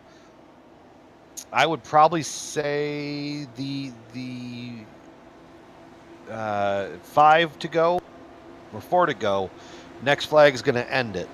So, I mean, if you're anybody up there in the top 5 and you got to sniff at this is your time. This is the time now. You gotta go, and you gotta put yourself in that spot.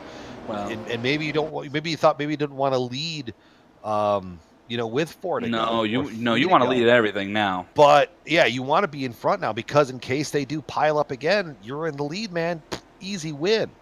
And also shout out to George Sandman, rising up the grid, much like Metallica's first album did. Black Album rose up through the charts. It rose up the grid.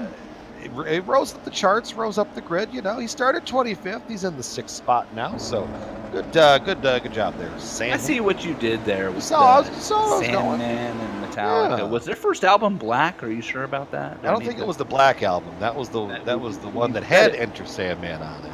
Oh, okay. Because you said that was their first album and that it rose up the charts. I realized what I said. Look. I'm just saying. Look, if we are going to be professional journalists here on the Global SimRacing Channel and the iRacing Esports Network, we need to be accurate. Okay, yes. I got you. I'm working the no Google fake news here. No fake news here. Okay. Mardi Gras out in front. By the way, Dean Mall's gained 13 spots. Paul Jenkins up 13. Ron Hacker's up 14. How about good old Frank Beeser up 18 spots, searching for top 10, number 2 in a row. He's going to be, I'm telling you, Frank's going to be our permanent honorary driver profile after this one. Yeah, he will. I mean, technically, back to the first point, Kill 'Em All. Is that the first Metallica album? That was the first one, according to Wiki, awesome. The first studio album. Fantastic. Released July 25, 1983. Black Album, also just called Metallica, was the 5th release. You know who I might go buy tickets to see as the lights are out and we'll have a restart in one lap? Kenny G? Go on sale tomorrow? No Kenny G for me, sorry. Blink 182 and Lil Wayne. No. Yeah. I watched... that sounds just crazy enough to be weird. No. It's kind of like mixing watermelon and paint thinner. It's not quite... Not quite there. Like okay. One combo will kill you, and the other one might just make your ears bleed. Have you seen Lil Wayne? He looks like death. That's my wife and I were watching. Billy right? Eilish. Billy one of the Billy Eilish. Billy 16-year-old Billy Eilish. No, Billy Eilish. I know what you're talking about. And my wife said she loves watching those things with me because my reactions, apparently I sounded like my face looked like a dog that kept hearing a weird noise. What did you think when you heard Milli Vanilli for the first time? You can skip their records and they'd have to skip themselves too. Here we go. I hope that entertained you for the caution. Meanwhile, 6 laps to go. Dean Mall, Big Joe, Rhino, Taft Baldwin, Paul Jenkins. Who will win the Sim Experience 175? We're about to find out. Green flag back out with 6 to go. And if they get around one more time, the next flag will end this race. Yep, that's absolutely right. And I think Maul got a great start, but did he get too good of a jump? That's going to be the key here, because he's going to have a good lead coming off of turn 2. But Big Joe sniffing that draft down the backstretch. Ryan Otis not wasting any time. He's going to go up to the very top of the track. Joe going to get the good run to the top side. Look at that. Big Joe, power move to the lead. Turn 4, 5 to go. Big Joe Hassert trying to break the winless streak. Will lead them across the stripe, and as he looks in his mirror, they're 2 by 2 for second position, and that's everything Joe's ever wanted to see. Big Joe Hassert has one win in the Retro Series. It came at California Speedway and Auto Club Speedway in Season 1. Can he break the streak here? They're 3 wide with Baldwin in the action, and look at Mardi Gras to the outside. Dean Mall says not so fast. 4 laps to go. New leader, Dean Mall. They were almost 4 wide for a second as Taft Baldwin was looking down to the inside and rode it. Ryan Otis was all the way up by the fence. Now Taft getting a big run in the middle of the corner. That big, long, sweeping 1 and 2. He's going to get a big run there, and he's going to shove Dean Mall way out to the outside. But I really feel that this puts Joe in a very bad spot going here into the corner. Baldwin he makes it work. Joe is driving like a man possessed. Look out, contact. Baldwin and Mall. Dean and Baldwin bounce off each other. Here comes Ryan Otis, and Big Joe's the leader with 3 to go. Big Joe Hassert didn't want to run the Retro Series this year. He had issues in this car last year. He said, you know what, I'm kind of over it. Going to focus on IndyCar. Couple weeks before the season started, he talked himself back into it. That's what competitors do, and here he is trying to break the drought, but it's Baldwin who edges in front into 3. Look at Big Joe send it to the bottoms. They come up off of 4. 2 laps to go at Motegi. 3 miles of racing here.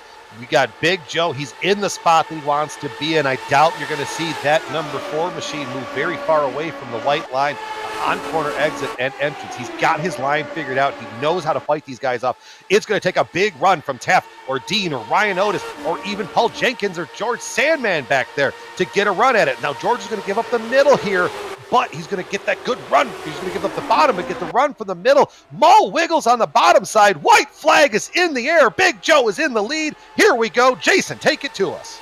1.3 miles left here at the Twin Ring Motegi, and it's Joe Hassert leading Dean Mall with Ryan Otis and Taft Baldwin in tow. Mall tucked up to the inside. Joe will swing out wide. Who's gonna win the Sim Experience 175? Look at Taft Baldwin searching high and low. Into 3 they go. Mardi Gras gonna try to make it stick. Can't do it. Off of turn 4, it's a drag race. At the stripe, it's gonna be Big Joe Hassert winning the Sim Experience 175 at the Twin Ring Motegi.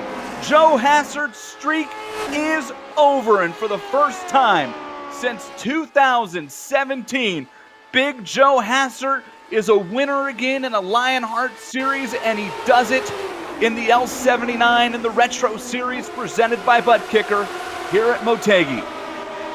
Oh, man, that was exciting. You see that big run there. He knew what he needed to do. I think Joe's running an extra lap he blew it up. Oh, no. He blew it up before he could celebrate. I heard it. I thought he was going to just break an extra lap just to make sure that he let him, but... I thought he was going to do donuts, but so much for that. Well, that one's over. That was a great celebration, Joe. I just detonated it. Even when he wins, he loses. We'll have to talk to him about that after. What a finish here in the Sim Experience 175. We'll hear from Big Joe and the rest of the podium when we return on the iRacing Esports Network.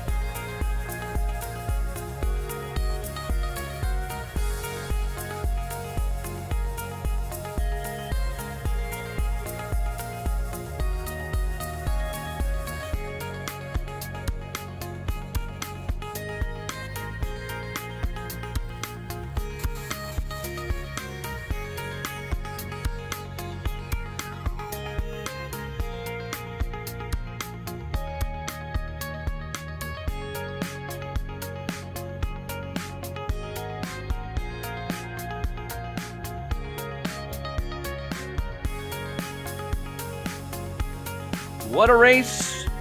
What a finish. What a win for Big Joe Hassert in the Sim Experience 175 here at the Twin Ring Motegi, all part of the Lionheart Retro Series presented by Butt Kicker. And this is the Plasma Tracks post-race show. So take a look at the race results. Big Joe Hassert up on top of the Sim Pit scoreboard. Beats Dean Mall by 900ths of a second. Taft Baldwin, Ryan Otis, Paul Jenkins, your top 5. George Enter Sandman, Ron Hacker, Scott Holmes, Mike Eleanor Rigney, Cody Eldred, your top 10. Tyson Landis in the 11th spot. 13th to Frank Beeser. Travis Jagerliner, that's another name we hadn't said basically since the start of the race, finishing up in the 13th spot with Chad Dalton 14th, Ken Hacker in 15th, the 16th going to Robert Blue and Justin Kirby. And you're going to start getting into the guys that had a little bit less of a stellar night as you've got, where were we at? Just 17th, 18th, JP Woodchittle, Adam Young in 19th, 20th, Eric Watt. From 21st on back, we run into the dearly departed George Anzaldo. Had such a great run. Ended up in that wreck late in the race, along with Lionel Callisto and David Altman. George and Lionel were both potential winners in this race, taken out in that wreck.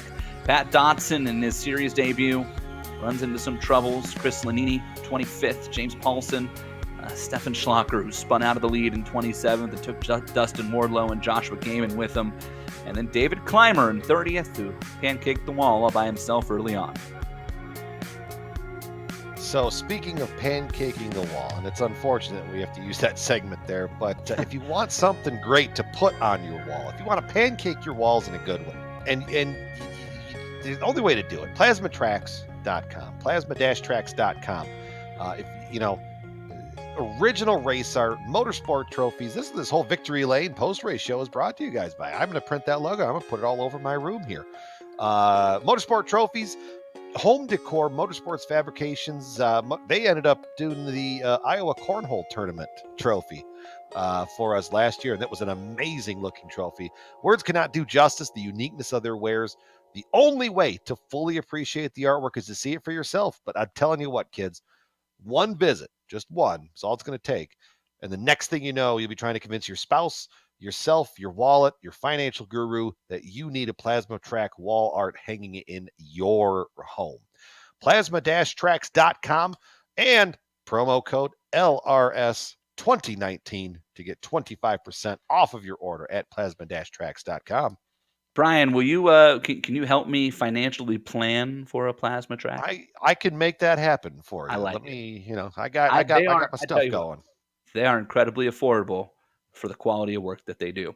Speaking of quality of work, this man, the race winner tonight, drove a heck of a race. Big Joe Hassert and the Big Joe Show.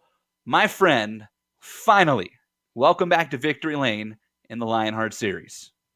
Dude, it's been way too long. Three long years, man. It feels like an eternity. Oh, it was a tough one. Holy cow. I was on the edge of my seat. I hope I lived up to my name tonight, because I definitely felt like it on the track. There were a few lick the stamp and send it moments in the broadcast booth for sure.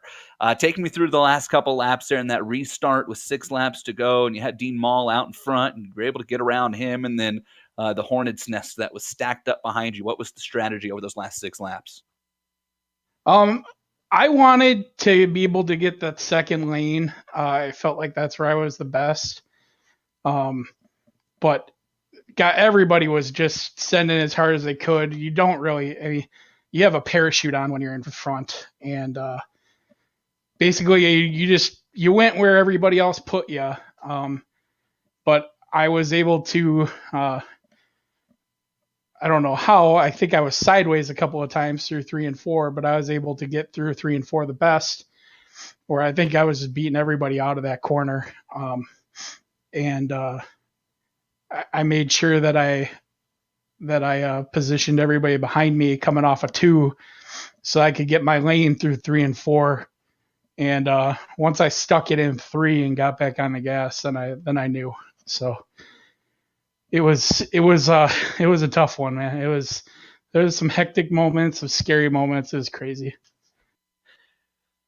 Is this the moment for you, bud? Is this kind of like that race where now that you've gotten this win, I know you and I have become great friends as teammates over the last couple of years in the IndyCar side, and I know how much you've kind of been pressing because you felt that pressure to get back to where you know you're capable of being, and one of the all-time winningest drivers in the Lionheart Series on the oval side of things, and to finally kind of burst back through. Is this that moment you feel like for you where now the floodgates will start opening back up? It's definitely a step in the right direction. It wasn't like 12 years or anything like Tiger Woods, but it sure as heck felt like it with every passing race, to know that like you've had this persona for 5 years and you haven't done anything with it for 3. It's nice to just let everybody know, hey, I'm still here. I mean, I've had bunch of races where I've been competing for wins and just haven't been able to finish it. And it's been a rough stretch. We had a year of computer problems, a year of getting second, third, and fourth every race, and now this year I don't even think I had a top 10 until tonight. So finally, I think I can put myself back in the conversation, and that's where I want to stay. Big Joe, I got to tell you, not too bad for a guy who 3 days from opening night wasn't going to race in this series. Yeah, I'd say so. I got to chime in really quick. Is that your new celebration when you win, to just detonate the motor? That has been my signature celebration since season 1, since my Has first it? win. All right. Yeah, see, the problem, is that we haven't been around enough to see his wins to know that. All right, I didn't know that. Basically, the story behind that is everybody does burnouts, and I march to the beat of my own drum. You guys all know this, so I gotta do my own thing. No. Come on, let's not be silly now. Well, now we got to one up it, and if we go Right. out there and win, now we got to wreck our cars or something. It's okay. I don't know about that one. Luckily, they're sim cars; they're not expensive. That's true. Hey, Big Joe, just real quick, shout out for running Thumbs Up Cancer Down on the car. That's the first time that a car that has run Thumbs Up as its primary scheme in either series has won a race, and that means a lot to me. So shout out. Wow, that's crazy, because there's some quality guys. Oh wait, you guys that run that car. As we all know, I thought I was doing it to help you as a favor, and since you've been such a great friend, and then I had my own scare over the winter. Yeah. Thankfully, it didn't turn out what we thought it might have been, but things happen really weird like that, and it's crazy how you think just a little gesture can snowball into something, into meaning, into your own life. Absolutely. Thank you so much, bud. Congratulations, and we'll see you next week at Gateway, where I think you might have something to say about the win there as well. If it's an oval, I'm in the conversation. That's all there is to it. Brian, second place time. Yeah, there we go. Dean Mardi Gras, buddy. So close to getting your first win tonight. Tell us about that battle there at the end with you and Taft, Ryan Otis. The Sandman was up there, and then obviously race winner Big Joe. What was that like? Racing door to door, wheel to wheel with all that. It was an intense race. Definitely had a lot of fun. Congrats to Joe on the win. I know. Hopefully, put on a good show for the viewers, but it was real entertaining from in the car. Jason and I up here in the booth, we were having a blast. Your car was the easiest to pick out. I love telling the story about how your paint scheme got designed, and I think now if you won with that one, would you have to retire that one and give that one to your daughter and like hang it up, or would you have to ever do a new one? That's a good question. Haven't really come across that situation. Hopefully, I can get a win at some point this year and see what we need to do. But I had the situation I wanted tonight. I wanted to be inside going into 3, and I was there. Joe just stuck it on the outside, and I couldn't get the run in the middle I needed. Yeah, was the car getting a little squirrely from that corner exit point up? A couple times in the middle. Yeah, I was downshifting trying to rotate it to make that line work, and did for most of the race, but just got a little loose on that last run there. Gotcha. Well, I mean, second place is never a bad spot to be in. Anybody else you want to give a shout out to before we send you on down the road to Gateway? Yeah, just give a shout out to the team, iRacing Today Motorsports, and Chad Dalton. We've been testing together a lot this year. Definitely been helpful for prepping for the races. Sounds good, Dean. We will see you on down the road. Have a good night. Awesome. Thanks, guys. Mardi Gras comes home second. Taft Baldwin jumps in now and comes home third. The Texas driver and your teammate Lionel Taft were up there all night long, and then Lionel just unfortunately kind of got caught out there at the end. You still had a chance. Those last couple laps, things got pretty dicey. How close do you think you were to being able to stick it in the lead and win this race? I was about half a car width from doing that when Joe took the line that I wanted going into 3. I had the run on him. I was like, I'm just gonna slide this. Nope, no, he knew what I was doing. So Joe did it. I told Adam when Adam told me that I needed to come home with a top 5 tonight. I said, "Here, hold this envelope. I'm gonna lick this stamp." We licked a few stamps in this race, let me tell you. You and Lionel seem like fun. You and Lionel seem like you two were working really well together. How much of an advantage is it when you get into a race like this where the draft and the line matters so much to have somebody who you trust and who's your teammate up there in the top 5 with you? It was nice having the open communication, but at the same time, you have to be more considerate of that car because you don't want to be the guy that takes out your teammate. So it was kind of, we had to kind of accommodate each other. Whereas once Lionel was gone, I could just bully myself around, I guess, just be me. Yeah, that's good. At Loud Pedal Motorsports, we have a strict rule about wrecking your teammate. It's called if you do, Brian Yazik kicks you off the team. So I learned that one early on. Tab, Brian was talking about you guys and your team are well known across the iRacing platform and big stars over in the Majors series, which I think I mentioned off the top for my money is the most versatile from a talent standpoint series out there, just because of the cars and the tracks and the open setups. How different has it been adjusting to a fixed setup situation and to running the same car week after week at different tracks? I feel like I'm behind the 8 ball because everybody's been running the car for a while and they continue to, whereas I keep having to jump into a Nissan or a Gen 6, and that's what we run. And so it feels weird. Like I get into the car and start driving it and I start yelling because it won't do what I want it to do because this thing doesn't drive like anything that I've ever experienced before. So yeah, it's different. I'm liking it though. I think the more races we get in, the more comfortable I'm getting. And with these oval races, which I specialize in, just what I'm good at, it's going to be fun. I should be in the top. Should be right behind Joe every single race. It was, I tell you what, but it was a lot of fun to watch you and Lionel and the whole team run there today. And I know that you guys are just going to continue to be up there. You had strong showing to Phoenix last week, even better this week. And you get another shot at an oval next week at Gateway. Very similar track to this one, by the way. Yeah, a lot less room, though. It's going to be more like Phoenix, where I'm just going to be yelling at my screen that I can't pass because of the aero wash. I'm going to go ahead and just spoil the party for you right now and tell you if it's anything like last year, it's going to be more like Motegi than Phoenix, which with less room is going to be a whole lot of excitement. That makes me happy. Gives me a lane to run pass in. There you go. Taft, great job tonight. Great getting to know you here, and we'll see you next week. All right, thanks, guys. Thank you. Well, that is Taft Baldwin, and that's it for our post-race interviews here. Mr. Banker, Yazik, you got any final thoughts on this fine event at Twin Wing Motegi? I mean, it lived up to the hype. We knew what we were getting ourselves into. We saw it in practice when you saw the guys out there 2, 3, 4 wide, and what we thought was just guys having fun.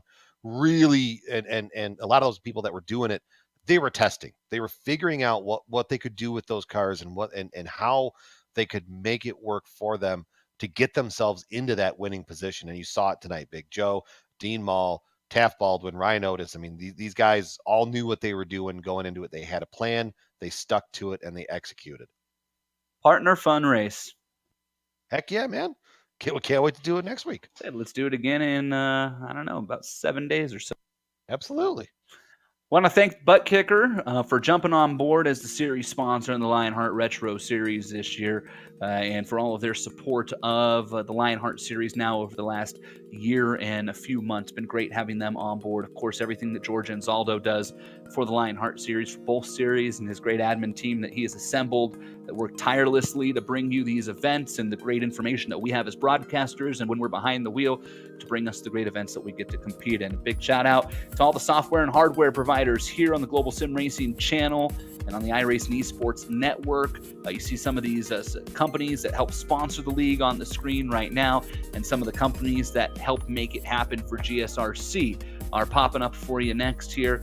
Shout out specifically to June Lalonde, who provides the wonderful music that you hear throughout the GSRC broadcast. You can see the screen right now. For more information on how to get a hold of her great work, go to that website right there. Shout out to our broadcast team today, the banker Brian Yazik, Amjed, Dougie. Great broadcast that we had for you here, and we're working on another one for you next week. But if you'd like to find out more about GSRC, you should do us a favor, go to globalsimracingchannel.com. You can see the archived races, the upcoming broadcast as well. Don't forget, subscribe to the Esports Network if you're not already. You're on the page right now.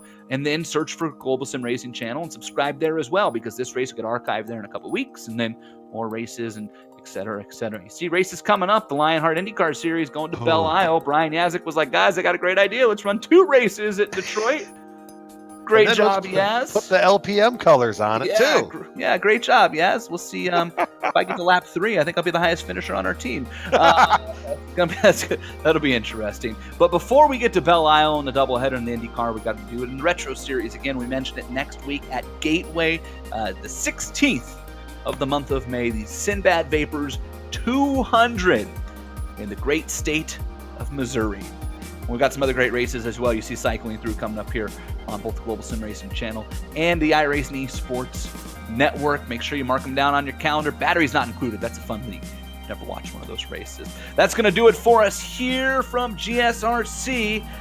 Until next time, just remember, no matter how good or bad your race went, a day with racing, a day with Brian Yazik is better than a day without. Good night, everybody.